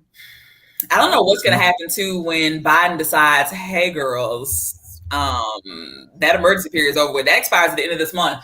So I'm told, I read in the news, Moderna is just waiting in the wings like the fucking Grinch to start charging, what is it? I think $130 is what it's going to be per vaccine now. Something I've seen that number floating around. You know what pisses me off so much about that is, again, people going after Pfizer for the wrong reasons or Moderna for the wrong reasons, being like, oh, they're trying to poison us with the vaccine, blah, blah, blah. It's like, no, motherfuckers, you can make fun of these companies because they're evil and doing fucked up shit. There's lots of things. There's so many receipts. They took a whole bunch of taxpayer money, and now they're taking more money to buy and produce the vaccine and sell it back to you. They spend more on advertising than they do on R&D.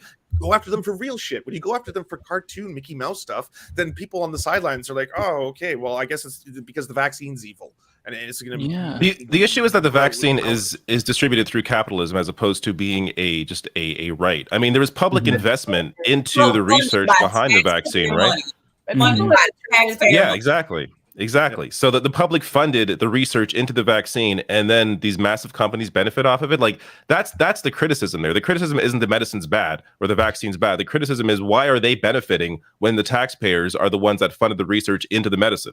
Yeah, that's the conspiracy. Like, you don't have to concoct these ideas that, oh, well, ivermectin works instead, or the vaccine is poison. Like, the conspiracy is obvious. It's the greed. But yet, like, these motherfuckers who push like ivermectin and hydroxychloroquine, like, they're doing victory laps now. Yeah, he's still doing it. He's still, they're all. He was quoting Marjorie Taylor Greene as the source. He's like, I was right. I've been proven right about all this. Like, meanwhile, criticizing Big Pharma, who's making the money off that too. Like, it's all so freaking stupid. It feels so hopeless. And it does feel hopeless. There's some things that just cannot be penetrated. I really can't tell you how many times I've been told. In the early days, I think I probably stopped trying to. I'm not gonna lie to you, because I don't work for the Department of Health. Okay, that's that. And I work for a private company, and I work with a team of epidemiologists and a physician. So I'm mostly tracking, like, when it comes to chronic or infectious diseases, I'm tracking like who this is affecting. I'm tracking the distribution and determinants of these diseases and what's going on. And for that, I'm a bit grateful, because I never forget that this data that I'm touching is real people. But I've also been kind of insulated, because in the early days of the pandemic, we were reaching out to people. Like, we were talking to people. I had talked to people who, like, calling them on the phone. And I remember one woman had told me she had just gotten the ashes of her mother who had died of it, like, I think like 2 hours before I had called her. So that was really intense for me. But I will say, we're at this point now, there's some things I just cannot penetrate. I've been told so many times, oh, well, you know, you listening to the white man's logic and all that. Oh, God. Olay, you know how people sometimes. I went to get my hair done in Harlem. I went to get my hair done in Harlem during the pandemic, and I thought I was going to kill myself listening to that conversation. I swear there was a man, and I was like, my chest was in there like dead ass, talking about how it going to turn you into a robot. And this, I'm looking at him like... And I'm looking him in his eye, just trying to like look for the truth. Like, this nigga believes this. Like, I'm like, I don't like, you can't even, what do you say to people talking this shit? Like, you can't even. It's very hard talking to anti-vax. Like that's what I like. It's because you don't want to scare them away, but you also don't want to sit there and take their bullshit. It's just like, you have to find a happy medium. Like, how do you plant the seeds? No, I want to scare them away. Get the fuck up my face talking this bullshit. Well, please. It depends who it is in your life, right? Like, if it's like a family member or something. No, that's exactly it, David. Did you have anti-vaxxers in your family? Because I was shocked to find, Bahamians can be very, very stubborn people. And if it's good, it's good. But if it's bad, boy, is it bad. And I remember getting on the phone fully prepared to have to go to war with my mommy. I said, oh, this woman could be on some, there could be people in my family talking a bunch of fuck. I went on the phone for war. I remember it was like, nope, even your cousin Terrence, everybody got vaccinated. And I was like, Americans are lost people. I was like, all of the worst members of my family, all the likely targets, everybody, cross class, cross everything. That is what David said. And what you're saying too, that works together. That is what David just described, and what you just described, of people talking to each other. It has to be of it having to be someone you know. That is the nature of public health. Is all of us being like, hey girl, this is something good for you. My grandparents, especially my granddaddy, they've been through war and all. He ain't scared. And I remember when the pandemic first started, he said, "What, you gonna be scared all your life?" He wasn't, mind you, his granddaughter is an epidemiologist. He wasn't trying to hear none of that, wasn't trying to wear no mask, none of that. But it came down to where I sat them down and I was like, "Granddaddy, I'm your granddaughter. I am your I do this for a living. I clock into work every day. I look at this, I see this. I would never steer you wrong. Do you think I would tell you something that would harm you in any way? That I would suggest this to you? No." And that got him vaccinated. They got my grandmother vaccinated. She was like, well, Mike, we gotta. If Gabrielle's saying this, then we probably need to check it out. When it comes down to even the most staunch people who refuse to, that's gonna come down to homeboy at the barbershop being like, "Well, I went ahead and got the vaccine. I'm fine. You see me in the flesh," somebody that they trust. Oh, well, my coworker got it and they seem fine. That's what it takes. Oh, my pastor say he got it. And so he told the church it was cool. So we got it. Like it really takes that community effort. That is the nature of public health. And we have failed in that regard for a lot of reasons, depending on, what party lines and all that kind of stuff. But that is public health. It's a policy. It's a policy choice. The government made a policy choice. It's not like these things came out of thin air. The public narrative on the pandemic had everything to do with what we were being fed. Yeah. And there was a point in the beginning when, because they were still afraid about themselves, you know what I mean? When they got terrified for themselves, they got serious. It was lockdown. It was this. It was blah blah blah blah blah. But once they started trying to, feeling like they knew a little bit more, once they stopped feeling any personal fear, it started to get further out. The more it started being, not everybody is sick and everybody's panicking and everybody's in the hospital, the more it was, it's disproportionately affecting Black people and this is the next thing. You started seeing the change of like, all right, well, fuck it, open up the stuff, let's make money, da da da. Yeah. And that's how it was. And I think that's just the truth. We're being dishonest if we pretend America cares about mass death or people or anything like that. This is one of the richest nations on earth with all kind of homeless people, one of the largest wealth disparities. Like, come on, we have like, look at it, 2 million people incarcerated. This is not a place that gives a flying fuck about people. That's just real tea. I gotta admit though, like at the beginning of the pandemic, a part of me thought, hey, this is finally going to open people up to the idea of universal healthcare. They're going to realize that people need to have. We're all going to come together and realize, this is terrible. All the people dying. We got to do something about this. And then it went the complete opposite direction. Honestly, that is a very logical conclusion. And I'm going to say this too. Believe it or not, I feel like you're right. Like that's a very and somehow I feel like I never saw that be like a talking point for real. It absolutely was for me. In your space. In my space, it wasn't. We were trying that didn't make it out, baby girl. That didn't make it out. It didn't make it out, but we tried. Because let me tell you something. I may make a lot of money, but let me tell you who don't have 75,000 bans for a 6-day on average hospital stay, which is what COVID was giving people.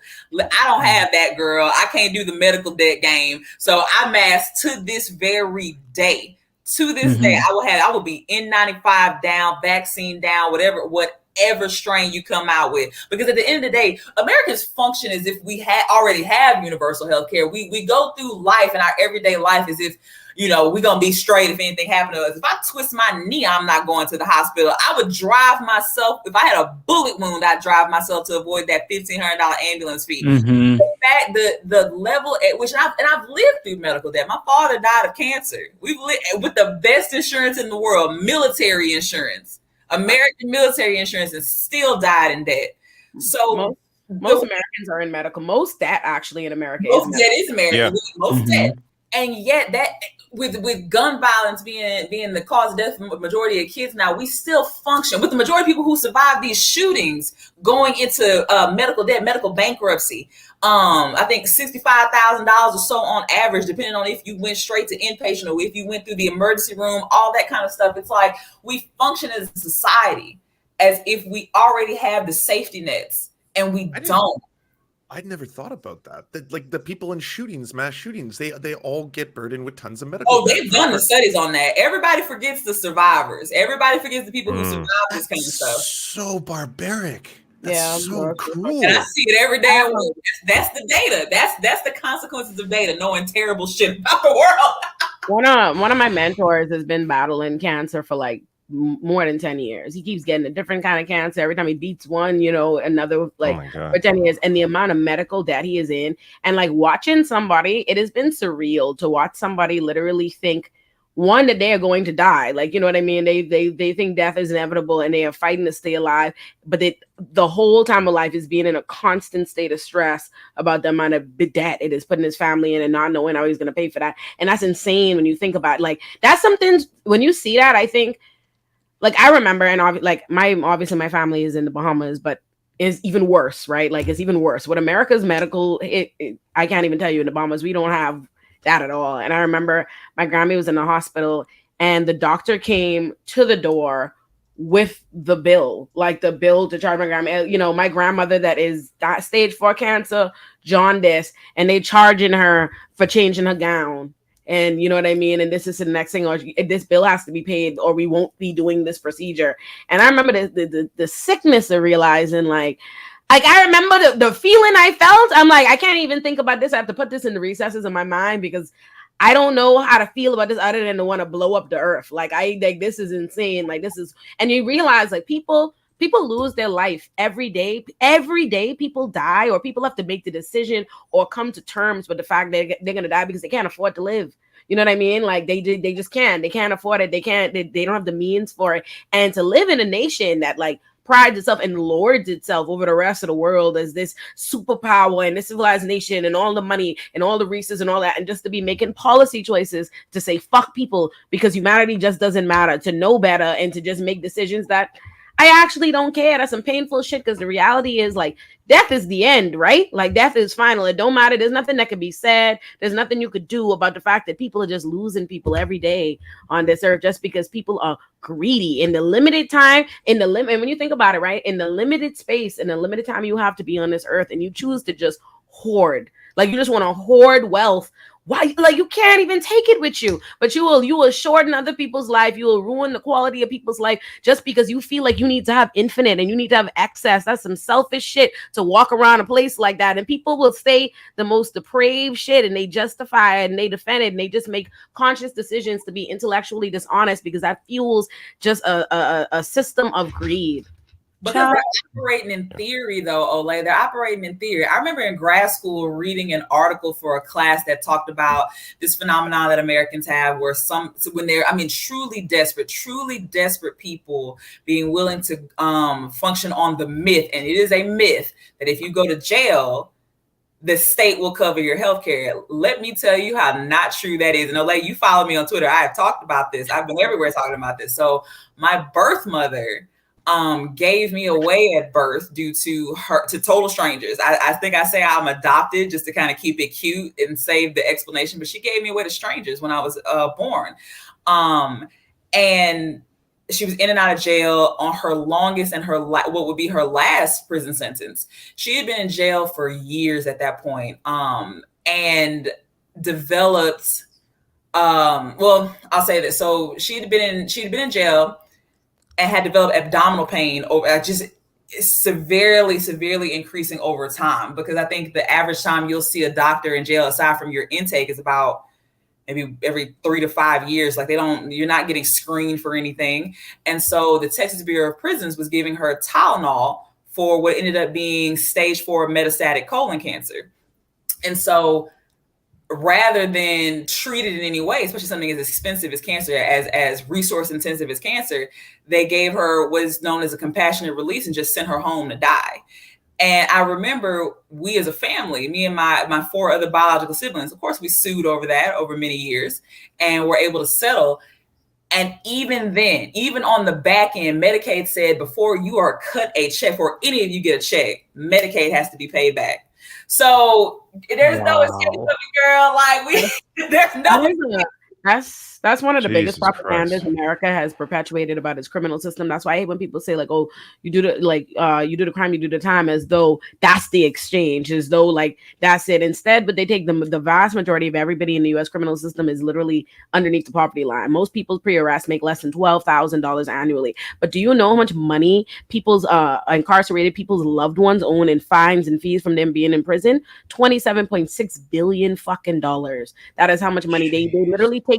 They take and they prey on the poorest fucking communities, and then they saddle them with fines and make it so they will never fucking escape poverty. It is sick. It's absolutely sick. It's a war on the poor. You will pay for healthcare in prison. Straight up war on the poor. Yeah. That's some heartbreaking shit. Yeah, our system is barbaric. It's irredeemable, and just I was one of the things that I talked about today. It's a video going up tomorrow. Is they did like a stupid ass vote to condemn socialism. Kevin McCarthy was asked about how, are you going to look into DirecTV dropping Newsmax, and like all that's happening. And then I saw a headline from Truth Out how 1 in 8 children are starving in the United States because the universal free school lunch program that was put in place during the pandemic had expired. And it's like, it got me so enraged because all of this horrible things is going on. Unhoused people, children literally starving. And they're focusing on this dumbass like shit, like a socialism vote. Like it's not only barbaric, it's like it's almost a fucking parody. Like it's so cartoonishly cruel. Like you can't even put it into words. By the way, I think over 100 Democrats voted with Republicans on that against socialism, including Ro Khanna. Yeah, Ro Khanna. Yep. Telling you about Ro Khanna. Piece and of Ruben Gallego running as the progressive against Kirsten Sinema. Also, my favorite one, I did a video about this. Hakeem Jeffries did an amazing, rousing speech where he talks about how this vote to, condemn socialism, it's fake, it's phony, it's completely pointless. We know that this is them just hiding their agenda. What does he do? He votes with them. He voted with them. He voted with them after condemning it. Pause right quick. He voted with them. With the Republicans to condemn socialism. Yep. We're gonna cancel him today. No, I'm just gonna tell you right now. I saw somebody say it earlier in the chat, but I was like, I know what they're talking about. I ain't going out of my way to get in this. But now that it's expressed to me, I cannot stand for this bullshit. No, he has to be canceled. Is it not like a cruel fucking joke? Like this country is a fucking cruel joke. It gets on my nerves. Like, and this is why, like, anytime anybody talks to me, and it's every day someone comments on me, there's something about politics, and I'm like, I have no political aspirations, because I would be so fucking sick of myself. Like, I'd be so sick of myself, like, to think about all the shit that's happening in this country, like all of the shit that's happening in this country, and you've ascended me all the way to this position to sit in a room with a bunch of glorified fucking fools with all these like in serious titles, and this is the shit they talking about. They doing theoretical shit for intellectual fun and fancy. Real shit happening, people dying all over the country. People need all kind of shit they doing, and they talking about condemning socialism. Can you condemn these nuts? Go do something sensible. Like what the fuck, bro? You giving? I just like it's unreasonable how unserious it is. Like, oh my god, I'm from a little island nation and we act more fucking serious than this about productive. Like this, like nigga is nothing sacred. This ain't Congress. Like what? Like what? You can't get up. You couldn't get up at fucking Walmart in the middle of a Walmart work meeting talking about let's condemn Target. They'd say, get the sit fucking down. Like, they wouldn't allow that shit at your regular job. You could not get up and just be like, hey, let's have a vote. I think Hakeem Jeffries, and I've met this man before. We took a cute picture. We took a cute little selfie. I think by nature of his position that he has ascended to, he has to be neutral by nature. This is not a defense of him. I don't defend any of these people. Trigger warning, I hate everybody.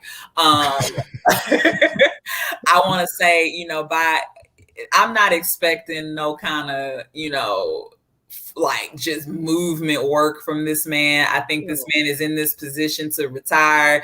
I feel like maybe 10 years from now, he might give the Oval a try. Like he's here just to be here. I think that, hey, it's for him. I think it's hey girls, whatever you want to do, whatever y'all like. If y'all like it, I love it from him. I don't really get him strongly on any kind of issue. I think he likes to speechify in politics, and I think that's really all he's here for. I don't expect too much from him. I know, and I mean, like, and same, and I also like, I try not to. I don't have much to say when it comes to what the Democrats and the Republicans are doing on their day-to-day in there, just because it feels like like I feel like if it's like the Game of Thrones, it's not like how the Game of Thrones is a show and I'm watching and I know what the fuck is going on and what the behind the scenes is and stuff like that, to really be able to like saliently comment strongly like it should be this, should be that. I don't know what the fuck is the chips going on. I don't know what y'all really are about. I don't know what the tea is. Like I don't quite know. So I often don't have like, I'm like, I don't, whatever, like whatever they're doing. I'll always respect him though for coming out publicly saying on January 6th, he'd have killed absolutely anybody to make sure he was gonna go home. He came out and said that, and he turned to his homeboy and was like, "Listen, I'm ready to do whatever." Like, oh, you mean the insurrectionists? Like, I was ready to listen. I was ready. I was waiting to see the cable cut. You know the colored strip. Listen, the way I was waiting to see that. We apologize for interrupting this program. Listen, I was so fucking ready for them to. You remember in the season opener a lot, like when they finally when the oh my god, the Night King and the Night Walkers or whatever finally made it to the north in the last season, and it's just dark. You know what I mean? It goes like I was fully waiting. I was like, hey, America, you got this. And when them niggas came out alive, I was like, hey yo, they let white people do anything. I was like, it was insane what they got away with. Going on. Yeah, I was like, wait, are they friends? Are they letting them inside? What is? Yeah, they were letting them in. It was all crazy. Yeah, that was. Yeah. What am I seeing right now? Let me tell you. The fact that like white people couldn't even make treason look cool, like I don't care, and I know we've said it before, but anytime you do insurrection, I cannot get over them scaling that fucking wall. Like you have to think, you have to find a video of him falling, like, where they help him up and he drops anyway. Yes, please. Like, we have to play that. We have to play that. But here's my thing, you can find it. I'll play. These Mission Impossible ass niggas, there were stairs.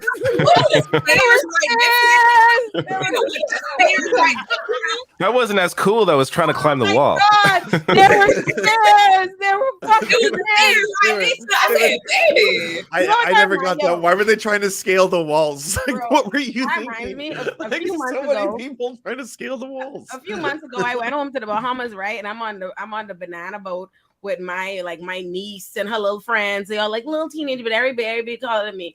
So I'm thinking, we close enough back to the shore. I know this. I'm like, fuck it. I'm just gonna, jump off, right? Like I'm gonna listen to me. the way I was like. Like, please, I'm dying. And meanwhile, the children, my niece and her friends jump off and they walk to the shop.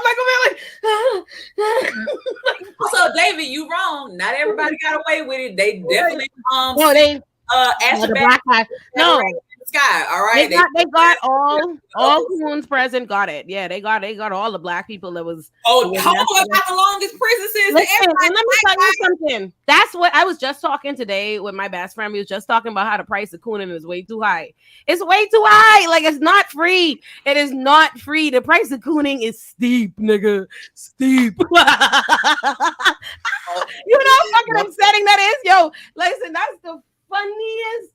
Fucking I so love when coons get a taste of their own medicine. Like, hey yo, you know in your heart, you and them commit the exact same fucking crime. They charged her up to these motherfuckers.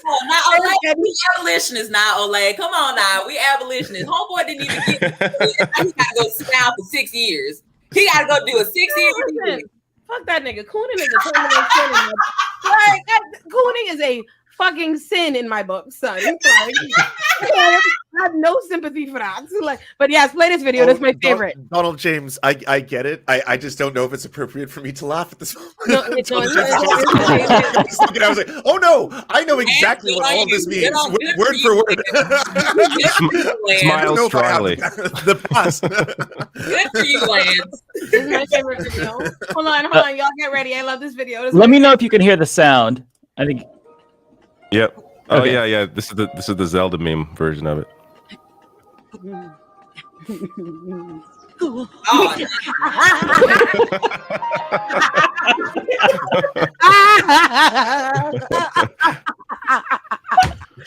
Just wonderful.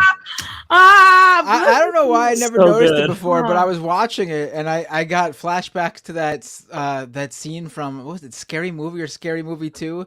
Where the guy reaches down, and he's like, "Take my little hand, take my little hand," or whatever it was. Yeah. That's my favorite shit though. Them climbing that wall is one of the funny. That was an exceptionally funny day on Black Twitter. Like you have no, I was laughing, like laughing in my house, like crying real tears, like. Them on that fucking wall. Like, the only thing funnier is if it was zoomed out and you see the stairs right beside him, and he's just like, But y'all know, I can't even laugh at it too hard. You know, your homegirl with the chopped end said that if she had led it, she said that shit on Christmas, like a month and a half ago. She said that if she had led it, it'd have been armed. So we got that next time. Yep. Wait, who say what? Marjorie Taylor Greene. She said that. She said, "Now, if she had let it, it would have been armed." So we got that to look forward to, girl. Let me tell you something, and like this is why you can't have me in charge of them because the nigga was me.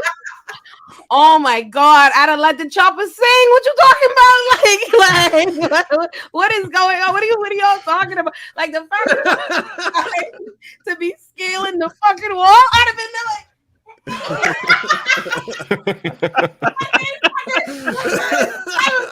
I was y'all think this is TV, nigga? I'm popping it. Oh my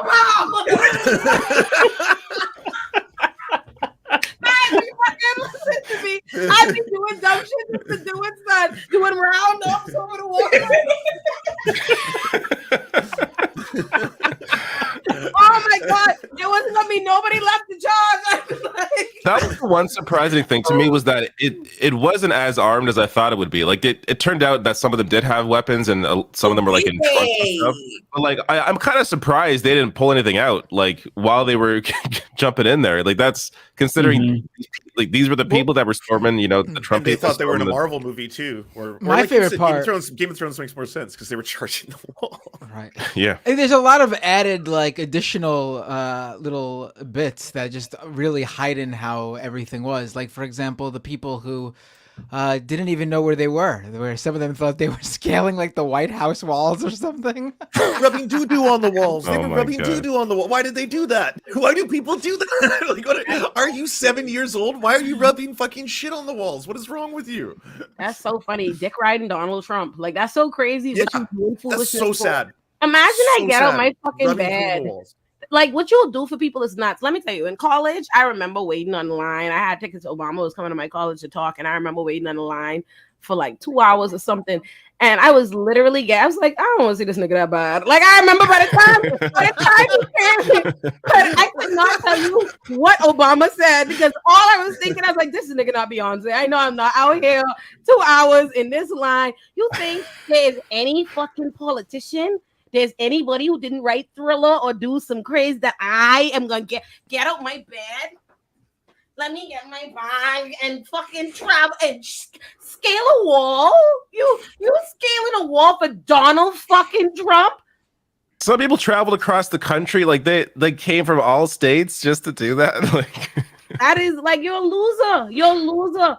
Like, no, you like if I do that, I'm gonna ask them, like, that's just me trying to get put down in an exciting way. Like I clearly decided I no longer want to live no more. And I'm hoping they do it for me so I can go with a bang.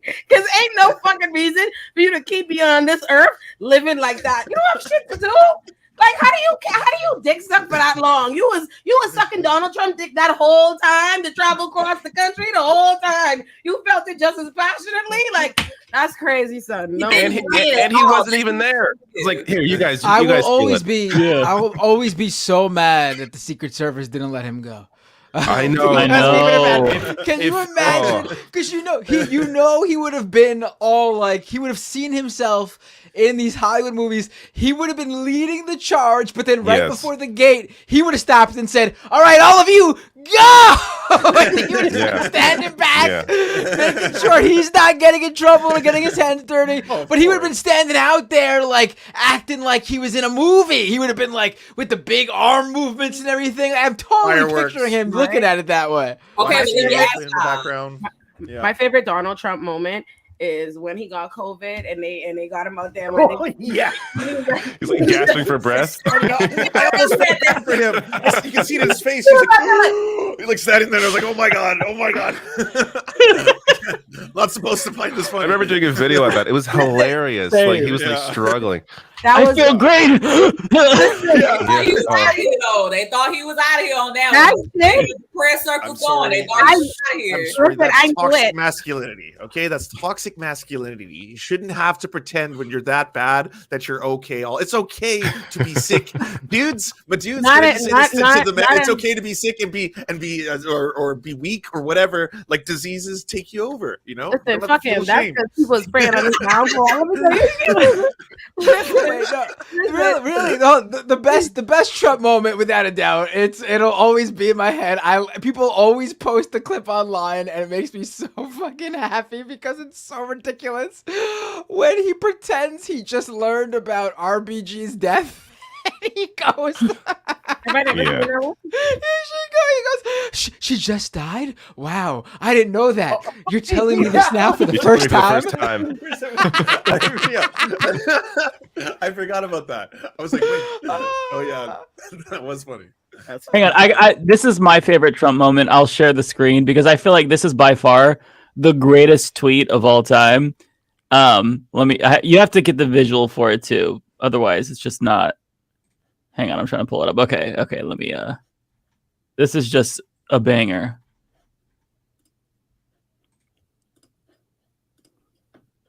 Barney Frank looked disgusting. Nipples protruding in his blue shirt before Congress. Very, very disrespectful. Nipples protruding. Nipples protruding. Like, I just read it in his voice. Nipples protruding. Bro. A Mickey Mouse operation, son.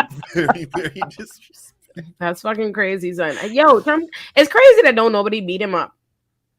Like me personally, I swear to God, if I was in Congress, I was whooping his ass because his pride wouldn't even let him tell nobody. So I was gonna fuck him up. I was gonna make, I can't even get threats up though. They get showed up at your mama house or something over that man. They ride for that man. One thing about his people, they ride for him. And he got some shooters to the left of him, and to the right. Okay, I can't even get threats. Gabby, you was in Congress, you wasn't gonna sneak Trump. If you had offer, if you was one of them, if you wasn't gonna sneak Trump. I ain't the type of if you talk on my nipples are protruding in Congress, very, very I'm like on God, I'm sneaking you. I don't care. Are you fucking crazy? I'd punch that nigga in the neck. You're not gonna hold me in Congress.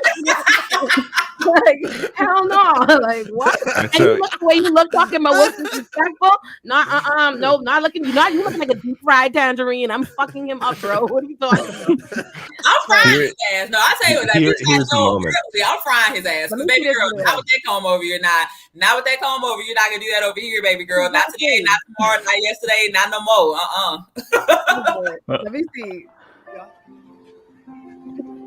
Yeah. She just died? Wow. I didn't know that. I just you died me the first time. What the fuck was that? What else can you say? She was an amazing woman. The fact that Elton John's going on in the background, that's what makes the clip for me. Like that's just now for the first time. I'll never get over that line. You're telling me that now for the first time. I know, fuck Ruth Bader Ginsburg. Trigger warning, I hate Ruth Bader Ginsburg. Yes! Fuck Ruth Bader Ginsburg. Trigger warning for all y'all in the chat, for all y'all multiple channels, fuck Ruth Bader Ginsburg. And I on everything. They all agree. Don't worry. Yeah. It's you're preaching to the choir. I love it. Whenever somebody says it, I just get excited. I always tell us, I don't know who they people are. I'm putting trigger warning. I hate her, and I'm telling y'all, she's slow roasting in hell, listening to Yin Yang Twins on repeat. Fuck her. The fact that she stayed on the bench, stayed on the bench when she knew she was coming to like the end of her years, while Obama was still like, she could have left Obama could have put someone else in there. I had but the fact that she stayed in because she just wanted to stay in until she died, so incredibly selfish. And officiating marriages for rich people during the pandemic with no masks. Do you remember that picture? Cancer. Yeah, with cancer. Yeah.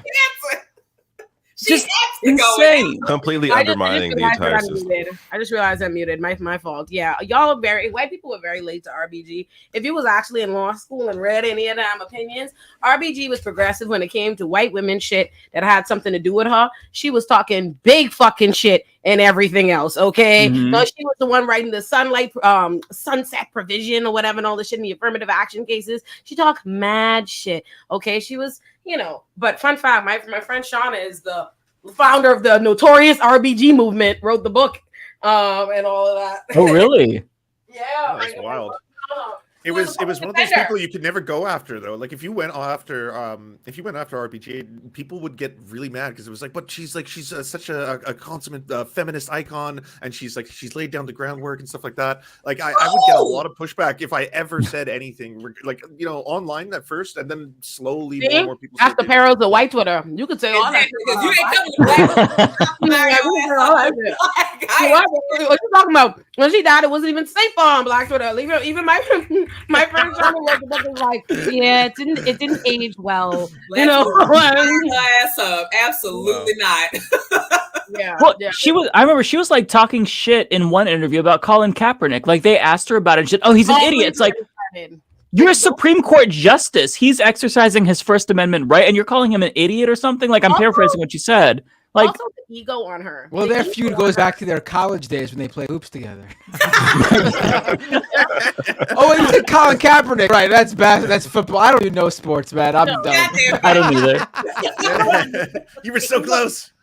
The ego on these people is insane because there's many fucking people that are in this country, and for you to truly believe that there's nobody fucking else in the United States of America that could do your job, that you need to fucking die on the bench to the whole country's inconvenience because you just can't fucking retire. Like, who the fuck you think you is? Like, how did you get to think your opinion is that goddamn important? That was some fucking selfish shit. And you got everybody kissing the ring, girl. Like you Ruth Bader Ginsburg. Like what else do you need? Like what else? When is enough for the ego? What do you need? You are at the end of your life, girl. You can call this shit a job well done. You beat capitalism. You beat sexism, bad girl, to the best of your ability, girl. You have done it, girl. So now, what else do you need? What else do you need? Right. I mean, and these people are millionaires. Like Dianne Feinstein is married to a billionaire, and she still won't actually say whether or not she's going to step down. Like she said that, I'll announce what I'm going to do when it comes to re-election in 2024 in 2024. It's like, you're 1,000 years old and you have millions of dollars. How do you not just like fuck off forever on some private island on your yacht? I genuinely don't understand these people. Feinstein has I mean, I think she has dementia, right? Like she's completely true. Yeah. So like there's been countless stories about like from other Democratic senators leaking these stories to the press about how they'll have a conversation with her and she will literally forget like 5 minutes later that a topic that she just brought up. Like so they'll have these repeat conversations with her, and she's been this way for like 5 years.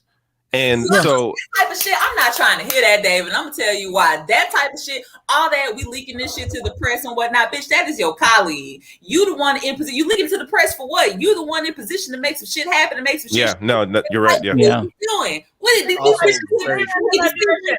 Because in real life, they're not there. None of them people are there to do anything. This is establishment. Their spot is there. They're there for money, power, and ego.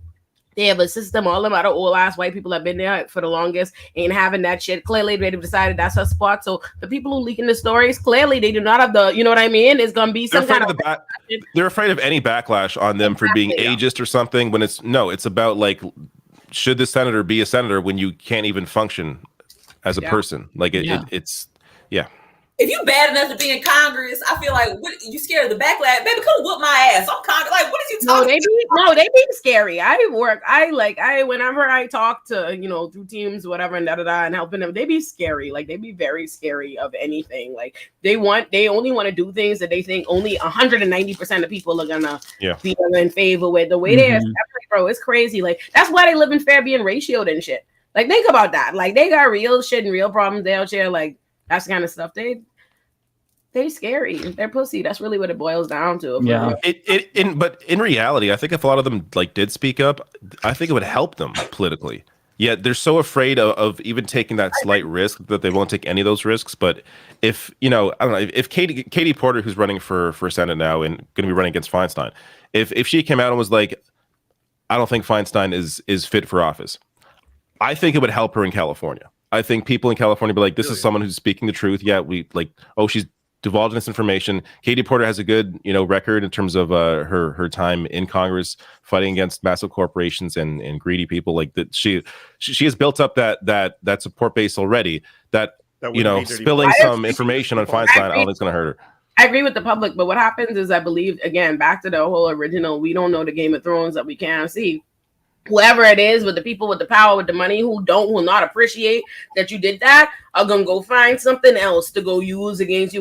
Clearly, there's other things, what I mean? Other concerns that it ain't gonna just be they make that move and they get whatever positive come, then they're left alone. Like, them niggas will retaliate against them. Like, we've seen it. Like, we don't see the Democrats the way the Democrats do it much more, sneaky and quietly than like the Republicans did it with like Madison Cawthorn. But you saw when that nigga stepped out of line, how quickly they got him together. Clearly, there are other consequences to speaking against what is the desired position of the people you work underneath. So that's probably what the tea is, I imagine. They get people to fall in line. Like, the Democratic establishment has a hold over their members that the GOP establishment just does not. Like, we saw how AOC, her first day in office, she was in Nancy Pelosi's office leading a sit-in with climate protesters, and now like she'll maybe like hint that leadership is failing, but she just goes along with it. So like, whatever. Outright said it. She definitely, you absolutely, people have peeped that, Mike, that they definitely got her falling in line. Yeah. At the very beginning, she was coming out, hey girls, I'm here to shake shit up. I'm out here for the people. Pull up if you want it. You bitches can't hold me. Like, all that shit is over with. Yeah. I don't know what it is. Like, I refuse to believe that it's committee assignments or moving up the ladder in the Democratic Party. Like, there's something, like, they have a hold on these people and they are scared shitless of Democrats. A lot of them get in this mindset where they think there'll be retaliation, and there will be. True. And they think it's better that I'm in here and try to work the strings, try to work the system how I can, as opposed to me being out of here and being replaced by somebody who is bad faith, completely. Mm-hmm. I think that's kind of the calculation that they make. And in some cases that they may be right to make that case. I mean, the amount of money that the Democratic Party establishment has access to that could throw at people like AOC in a primary challenge or whoever else. I mean, they got a bottomless pit. So I think they're just afraid of that retaliation and being replaced by somebody who, in their mind, and probably correctly so, is even worse than them. You apparently, and this is what I've heard from like politicians that I've interviewed who don't work in politics anymore, is you get really used to and told frequently about what's realistic versus like what you're aiming or trying to do, and trying to play within that framework, and that just gets reinforced a lot. So people just get into this pattern where it's like, well, you have lofty goals, you just the Green New Deal sounds awesome, you can do a lot of great things with it, but realistically, what we're gonna have to do is broker something where we make both the oil and energy companies satisfied, because after all, we need their oil and energy. So while the Democrats play those incrementalism games, GOP going issue by issue, saying, hey, this is what I want.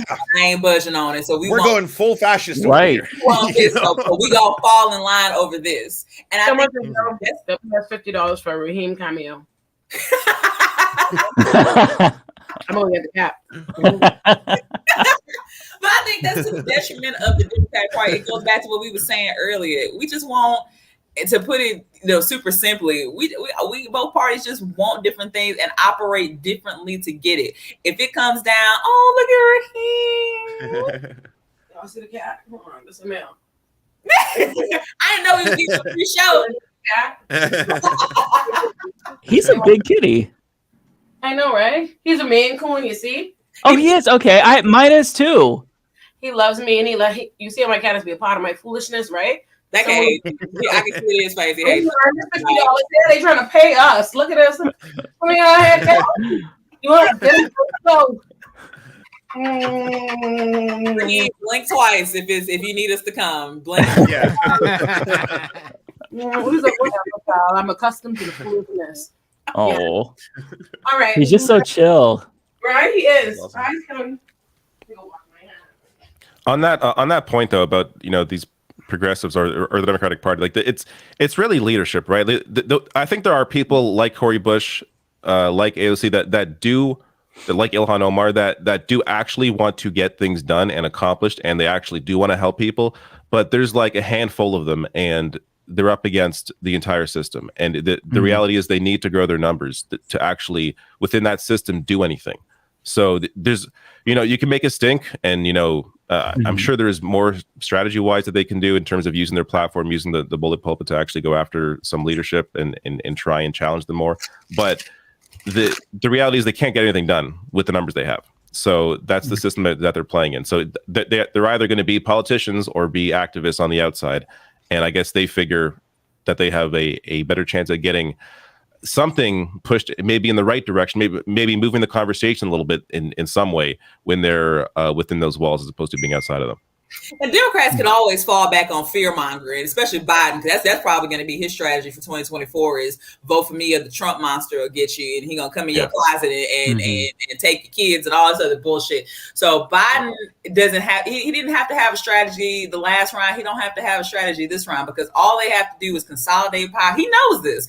All they have to do is consolidate the power around, because if you don't vote for me, oh girl, they coming for everything. They coming for your rights. They coming for your job. They coming for your kids. They coming for your Social Security. They coming for your student loans care. They coming for all that. So Biden is able to renege on everything he's ever promised, especially them HBCU student loan forgiveness. No, fuck that. Remember the fucking stipend? Y'all remember when he told us how much money it was? He told us he was gonna get it. $1,000, baby. And then he started fucking doing math. I'm still mad about that shit. I'm on Biden ass about that. I'm on Biden ass.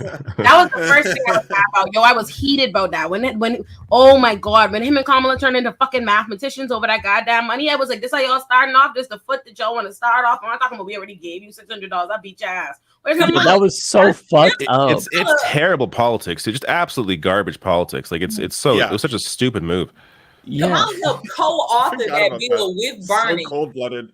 Talking about giving Americans $2,000 per month. That was the tip she was on in the beginning, and then just that's what they did in Canada. Just left Bernard to sink or swim once she got that VP nom, and it just don't ain't nothing sinking up. Ain't nothing. It's just. But it doesn't have to. It doesn't have to because everybody already scared. Democrats are already scared. The base is already scared, and they just want things to go back to normal. So you'll hear older Black people especially be like, "Well, he trying his best." That's my grandmother. He trying his best, and he got to work within the system and whatnot, and all that shit. People ain't trying to hear that shit. Yeah, it's really frustrating because it feels like there's things have gotten so bad that even incrementalism feels like almost unrealistic at this point. I remember before, the incrementalism. It's look, we're facing a climate catastrophe. We don't have time for incrementalism. And to see the incrementalism over the course of the last 2 years, it felt like, wow, I missed the days when I was complaining about incrementalism because that's how bad things have gotten.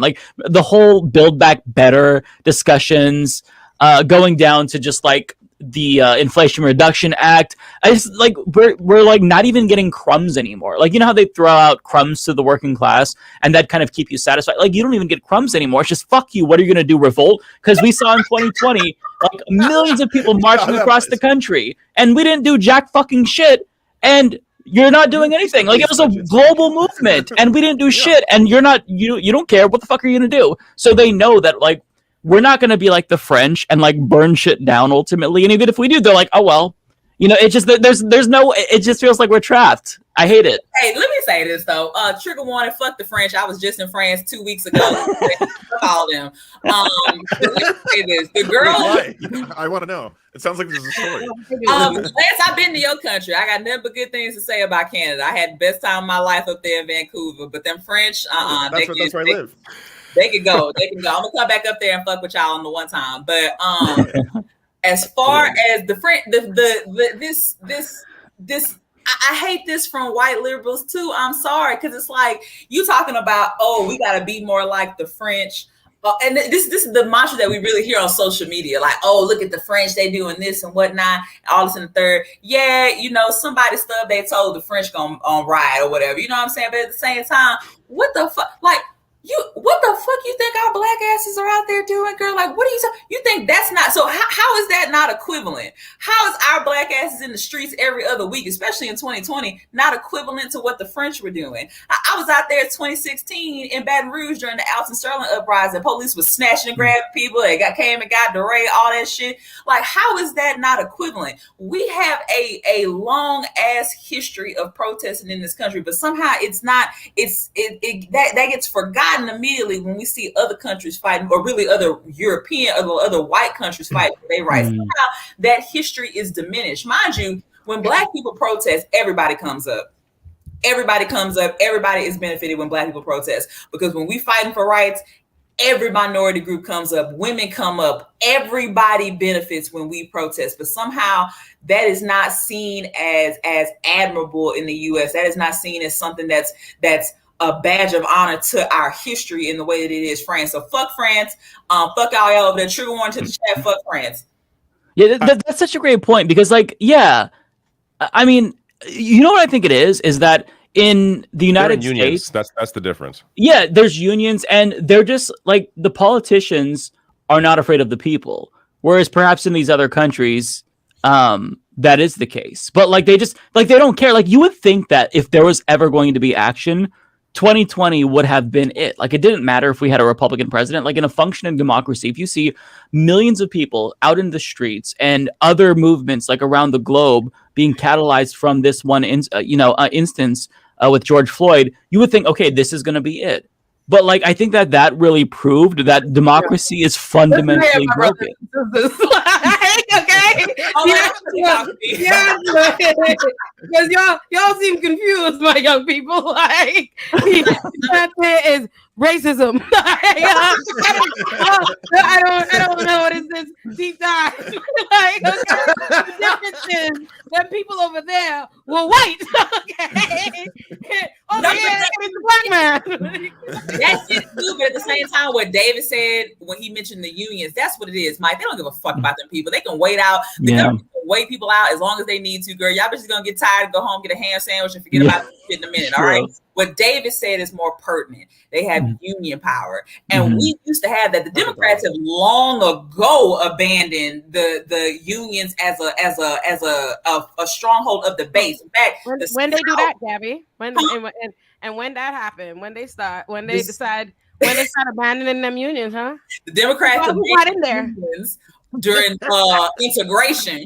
When they decided, hey girls, the white man decided, the poor white man decided, hey girls, you know, we part of these unions, because the South really did used to be a union stronghold. The American South was a union stronghold. The South was a union stronghold. The South used to be a union stronghold. But when integration happened, they said, hey, girl, I know you see these black people over here trying to get the same opportunity, trying to get the same rights as you. You want to work alongside them. You want them you want these black folks making the same money as you. Is that what you really want? You want them integrating at the schools with your kids? That's what you really want out here? And that's right, my sister. I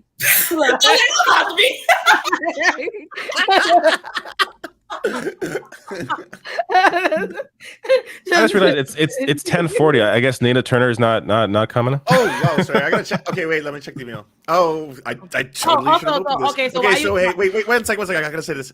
Senator Turner needs to reschedule. She apologizes. She has a scheduling cancellation. We will reschedule it for another episode. Stay on their asses, Senator Turner. Stay on their asses. That's fine. I have things to plug. My new op-ed for Tea and Vogue dropped today. It is. Let me take off my hats. I don't know. I saw that, Olay. Thank you. Cool. Yeah. Cool. I ain't read it. That's awesome. You got to read it. Black Ops, Still Cops. That's what it's called. Yeah. Awesome. I really read that. It's Tyree Nichols, the 5 black cops, and institutional racism, yada yada yada. I get my bars off. I think it's one of my best. So y'all should read that. I put the link. I put the link. Here we go. I'm gonna bring this up. And my other plug I need to plug, because it's fucking great. Y'all need to check out the podcast Unreformed, the story of the Alabama Industrial School for Negro Children. And it's about this school where they were basically locking up in like horrifying conditions. It's riveting. Josie Duffy Rice podcast. Y'all really need to check that out. unreformed. So those are my I'll link to this article in the chat. Yes. My op-ed. Very cool. That's amazing. Cool. So should we do cancel, uncancel? Yes, for canceling the team, right? Yeah, oh, I'm down for that. Somebody you want to cancel? Say what? You have somebody you want to cancel? Yeah, I know you say cancel, uncancel. I fuck all that. I got 2 people I want to cancel. Ain't nobody getting uncanceled. If you cancel, then you probably deserve it. And that includes Chrisette Michelle. Baby girl, you know, I know you're trying to come back. I know you're trying to come back, girl. I know you're trying to do what you can. It ain't gonna be no more Aston Martin music, girl. You're gonna be down there at the fucking church selling fish plates before the concerts, girl. And you did that shit. And you We had the opposite conversation last time. Yeah. Her on episode 5, Rebecca voted to get She knew what she was doing, girl. You knew what she was doing. You went down there singing for that white man. And you knew what she was doing, girl. And you exactly where you're supposed to be. So God bless you. And I'll buy a fish plate or 2. You can always come down to my grandmama's house and get a plate of food or something, girl. But it's not happening. It's not giving. Therefore, I'm not uncanceling nobody, but I got 2 people I want to cancel. First up, LeBron. LeBron, we see it, baby girl. We see it. I see you, brother. I see you. I see you using that Sharpie to color in your hairline so you can appeal to 20-year-old white women behind your wife back, girl. We see it. We know about you, girl. We see you on the TL anytime there's civil unrest in the Black community. We out here fighting for our rights and whatnot, and we see you doing a quick photo op, not getting past the first 5 pages of Malcolm X's autobiography, girl. We've seen the pictures. We know about you, girl. We see you out here trying to play like you don't know all this nonsense, like supporting Black men who's shooting unarmed Black women and whatnot, promoting Tory Lanez' music, whatnot, his 5 singles and shit. Playing like that's just your favorite artist in the world next to Michael Jackson, girl, bumping Didn't know no words. Didn't know no words. Was Didn't know goddamn word that song, girl. Trying to play that shit during the trial. We see you, baby girl. We see you and we hate it. We see you for who you are, baby girl. One thing about it, if you'd have got past page 10 of that fucking book, then you would have known that Malcolm X was the first one to say, where in the white community do you see singers being leaders? Do you see athletes being leaders? Do you see trumpet players being leaders? These are not leaders. These are clowns. You are a clown, baby girl. You are a clown. And we see it, girl. We see it. And we see it and we hate it. And all it took for this need of you as a multi-billionaire to want to appeal to the layman, especially the Black man, the lay who will never see the amount of wealth that you have accumulated, is sickening, girl. But it speaks to your narcissism. Like every time something happens, you want to pop out. No, it only took you one call from Daddy Obama to get your ass back in line when they was doing the labor strike, baby. See you. Yeah. So true. See you, baby girl. What you say? You know what's hilarious about this monologue, right? About an hour ago, I let y'all know that this bitch is a villain on Black Twitter. I told y'all that. Now you know why. I know. I see people in the chat are like, why is she talking about the goat? What's going on? All the Black senators are like, what the fuck is going on? What the fuck is it? Yeah. Trigger warning. I hate LeBron. Trigger warning for the chat. I hate LeBron. I say we see it, sweetheart. We see it and we hate it. Fix up that hairline, clean it up, sis, because we're not impressed. The second person I want to cancel. Now I'm gonna go ahead and say, trigger warning. I don't really feel no way about this white man. Trigger warning. I love his wife though. Trigger warning. His mother-in-law need to have done better with her though. Like just trigger warning for all that. Cancel Prince Harry, but cancel Prince Harry. Yes. Yeah, I agree. Yes, that is so on board with this Harry. Because, baby girl, I'm hearing about the book. I'm seeing the clips. I know you're trying to have, and this is the thing, I want him to just be able to go somewhere in life and just be heralded. Like, that's what I want for him. So I want to cancel Prince Harry as the institution. Baby, we see you too. We see you in this book that you know is messy. This is a gossip rag, girl. This is not, I know you're trying to coat, what he's trying to do is coat his hatred and his resentment of his family and the institution that he was born into a deep, profound moment. But baby girl, you in that book talking about how much you miss killing people. 25 people in Afghanistan. You should remember that.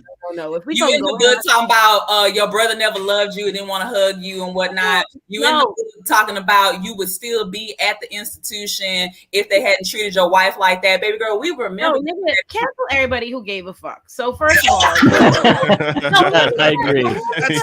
We don't talk about I don't care about these fucking people at all. I didn't know. Everybody who gives too much of a fuck about this, like, give me a fuck. These niggas are like, it's actually insane. These are literally the fucking literal kings and queens of fucking colonizing, right? Like, they are still currently sitting on the riches of all the fucking countries they have pillaged. As someone from the Commonwealth of the Bahamas, these motherfucking colonized, they don't give a fuck. And quite frankly, let me say this, and you know, people don't like this or whatever, and yada yada. And I don't say that. One thing about me is let people have their things. If you want to be a fucking loser watching these fucking people get married and whatever and all this yada yada, fucking have at it. I'm not gonna hate on nobody. Do your shit. I don't say nothing but Megan, although I will say, and I'm gonna find it and put it in the chat for people. I found this. There's this video that tells you a whole fucking lot about the backstory on like how Meghan landed Harry that really don't paint her in a favorable light. I'm glad Piers Morgan has not gotten a hold of a child. I'm gonna put it in the chat. It is some riveting shit. I'm not gonna get into it, but anyway, I'm gonna say this. At the end of the day, none of us can relate to these motherfuckers. Megan is a woman who tells you that despite her mother being black, she ain't fucking know she was black, identify as a black woman up until they started treating her like a nigga, and she was like, excuse me? This is crazy. Like, she's very much so. These are monarchs. These are colonizers. These are not the picture of fucking progression. What are we talking about? You're totally fine. Yes, be it in this fucking institution on everybody's back that is literally built on subjugating other. And now we acting like you're play every girl, baby girl. Everybody is walking through. Everybody black on earth is walking through some bullshit. That's how I know you ain't been black before today, because every fucking body is dealing with a whole bunch of racist and indigenous too. By the way, indigenous Twitter and black Twitter, when the Queen died, like, because I am really deep into indigenous Twitter, they were going off and everyone was getting so mad at it. Everyone was like, how could you say that? She's the good queen, blah, blah, blah. I know. I had many a viral fucking Queen video. Listen, but that's my thing. Everybody all like so up in arms. Like, hear me out. I don't believe at the end of the day, people are real people and they have every right to feel however they feel about what the fuck they're going through in their life.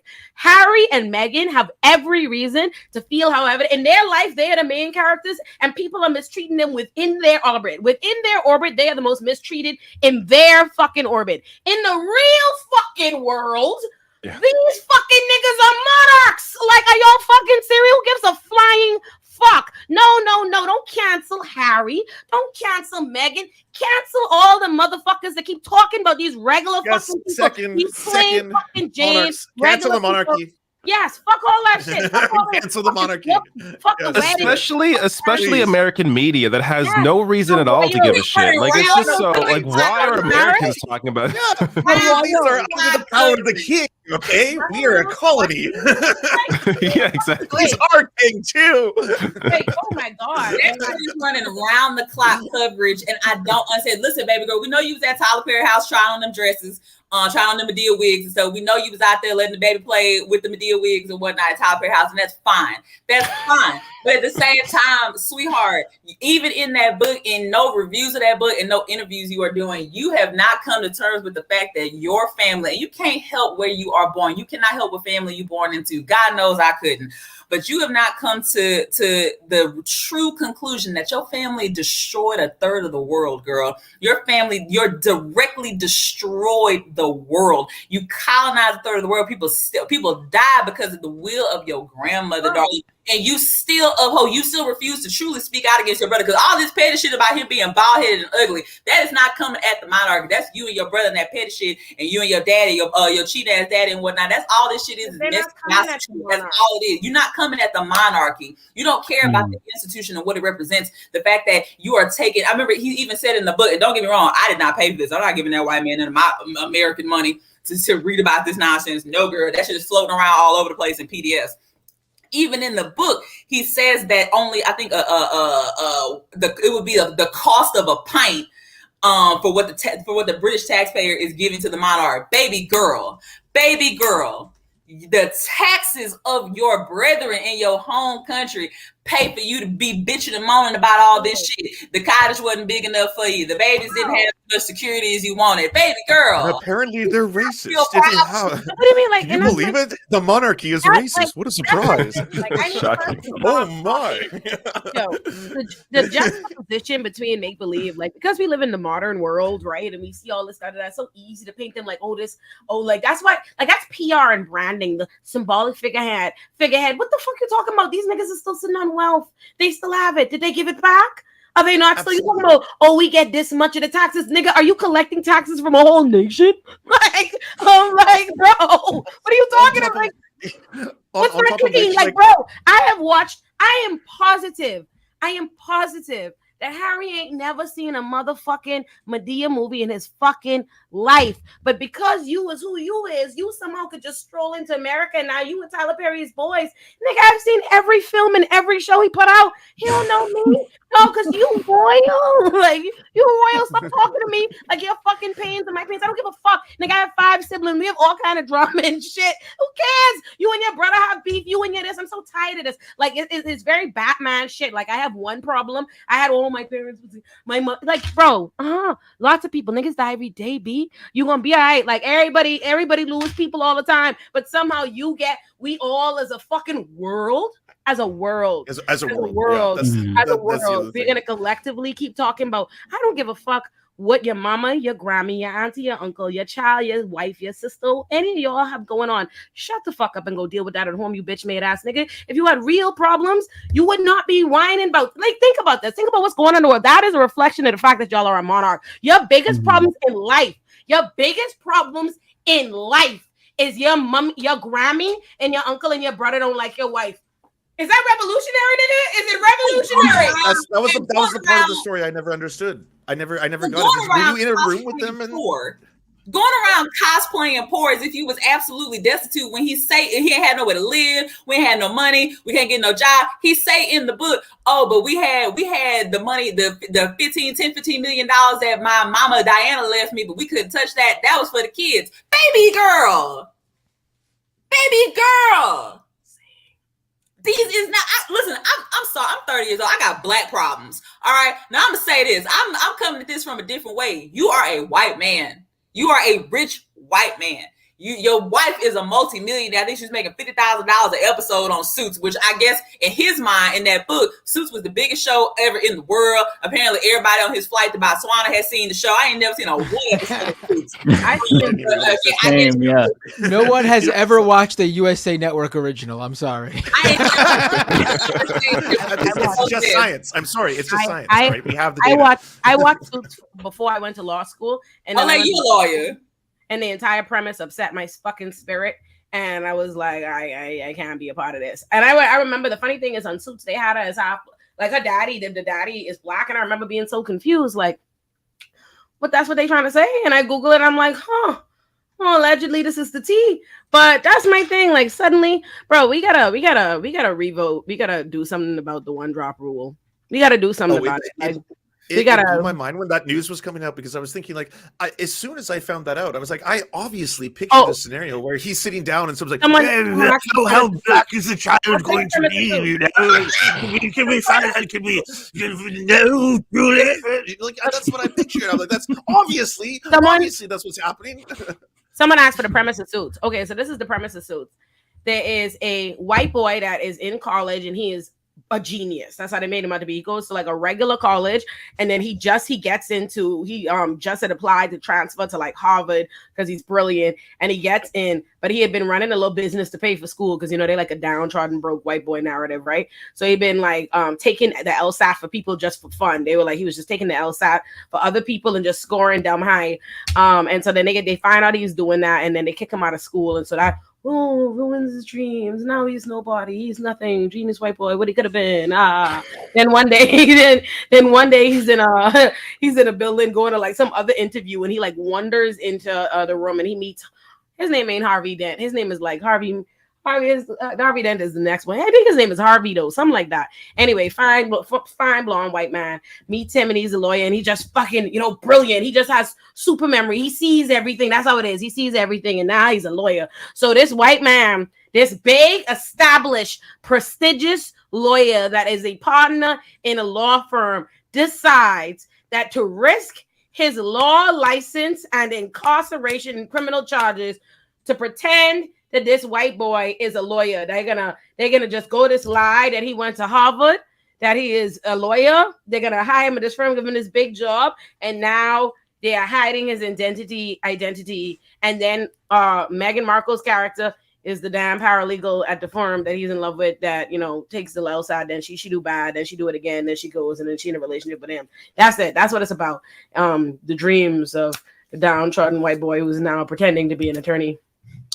Yes, that's what sounds like a show I will never watch. I'm not doesn't. I'm never gonna watch that shit. I heard it was okay, but I don't care enough to watch it. But I'm gonna say, cancel Prince Harry, baby girl. It's time to go to therapy. It's time to talk to somebody. Rest in peace to your mama, for real, because she was the baddest. But at the same time, you know, she was putting up with that bullshit too. It's time to tell the truth about yourself, baby girl. It's time to tell the truth about all this shit. Now, one thing I will say in his defense, until you have had people, and this goes back to my TL terrorist days, until you have people try to form the narrative of your life, and you feeling as though you don't have any control of it, I can sympathize with that.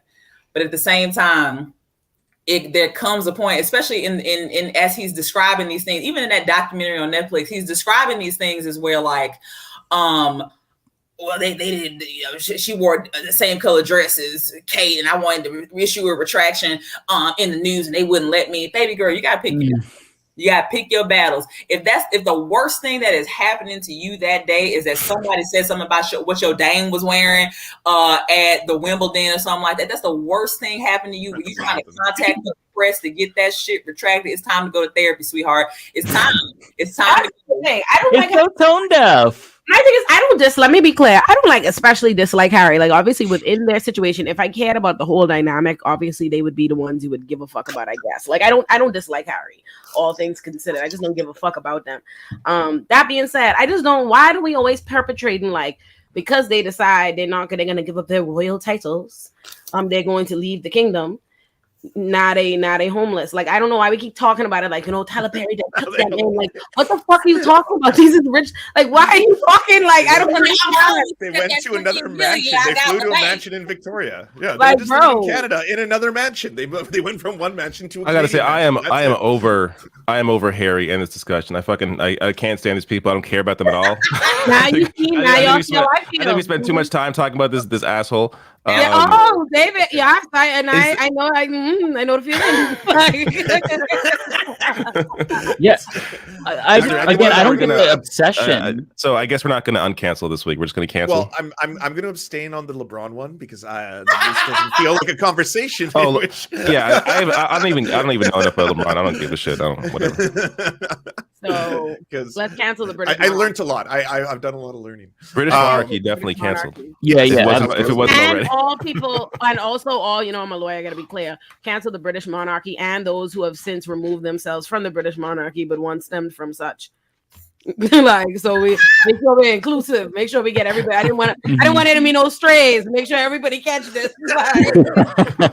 All of them. Yeah. So yeah. I will say I don't want to get into this conversation now because it's late. I think me and Binder are on the East Coast here. Actually, a lot of you on the East Coast, but I could tell me and Binder tired. We gotta get off. But I was going to uncancel Mr. Beast, but that could be a different conversation. He wasn't. Yo. Oh yeah. I support that, David. Alex is my good Why are you bringing this up now? It's 11 o'clock. Next week. We can talk about this next week. I would like to share his video, explain his response to that because it was his tweet. He had no problem with Dr. B. Whatever. You should uncancel me. Dr. Beast was canceled over that. Yeah, we're gonna cancel you.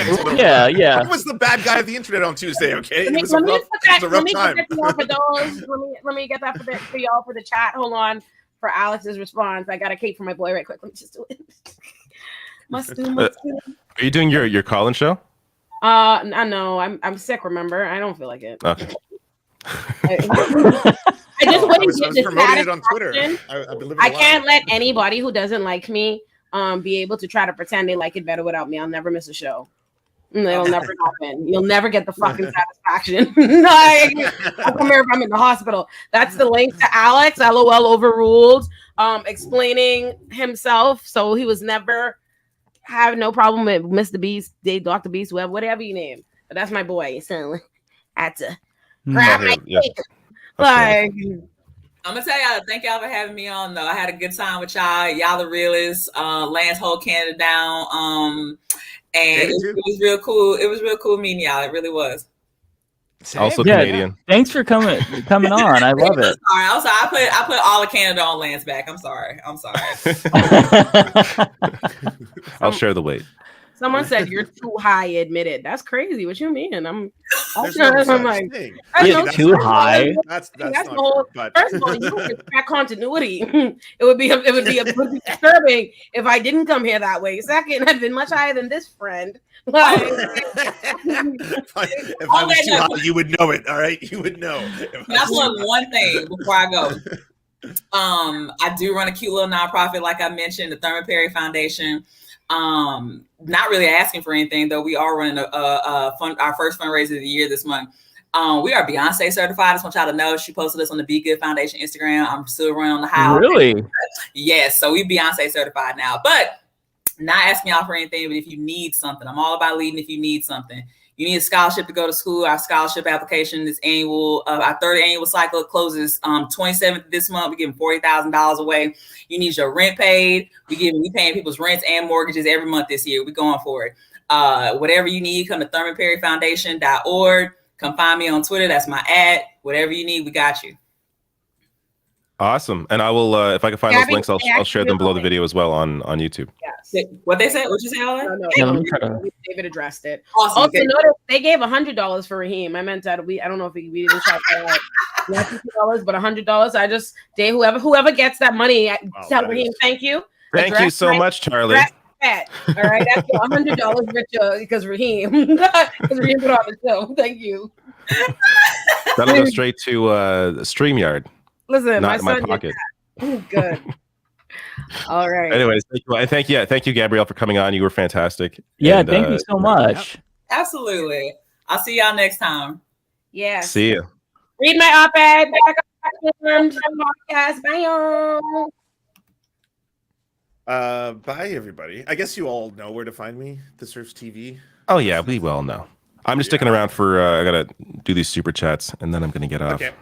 I'm going to drop YouTube, awesome. youtube.com/MattBinder, twitch.tv/MattBinder. I tried to keep a little bit quieter tonight because my mic is acting up. Hopefully I'll fix it. It sounds great now. Sounds okay now.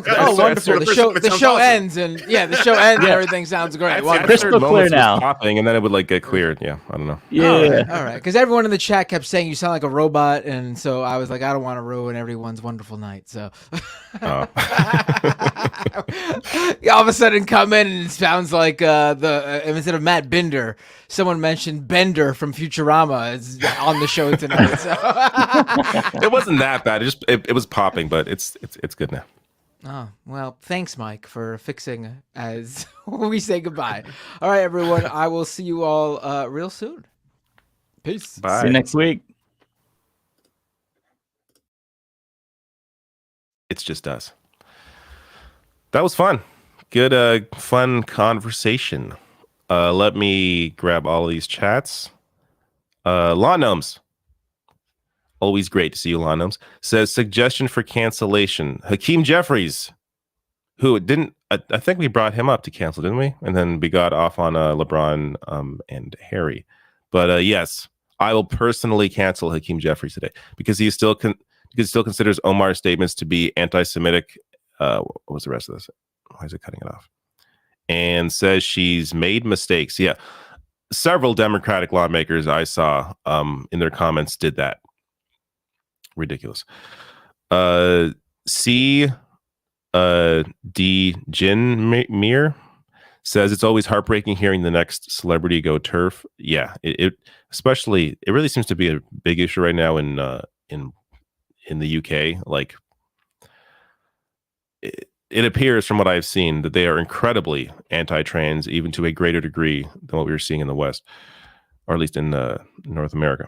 Fly Tomberfly says, Rowling intentionally crushed my biz out of ego. Crushed your biz? Your business?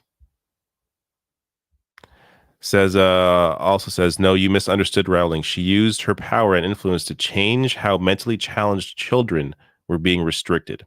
It's her view of kids. Justice Green, thank you for becoming a member. Douche Canoe says, fun fact, DeSantis participated in the Guantanamo Bay torture program. Yes, Lance brought that up. Actually, I think he discussed that on a previous episode as well. Helped break the infamous 2005 hunger strike. We can't let him be president. Paul M. says we need to boost Nina Turner and Marianne Williamson. Anybody but Biden 2024. Infinite Content says Mike, Binder, David, and Lance, Black Twitter will not be coming for you. You're all safe for now. Trevor Gills, thank you for becoming a member. Lizzie Bennett says, OMG, I miss so much of the show. Please, if possible, get Cult of Dusty or TJ Kirk. I don't know who Cult of Dusty is. TJ Kirk, is he still around? Charlie, yes, thank you. Says amazing Raheem cameo, easily worth $100. That will go straight into the StreamYard account, which costs money to run. I appreciate it. Kamori says, shout out to Mudslinger. And Chris is celebrating the first super chat. Thank you so much. You all are great. I think I got everybody. We'll be back, of course, next week. We'll see if Nina comes on next week. I'll have to change the description in this in this video because Nina's not here right now. But we'll see next week, or in the future at some point when she's available, she'll come on, I'm sure. So thank you all again, and see you next time. Goodbye.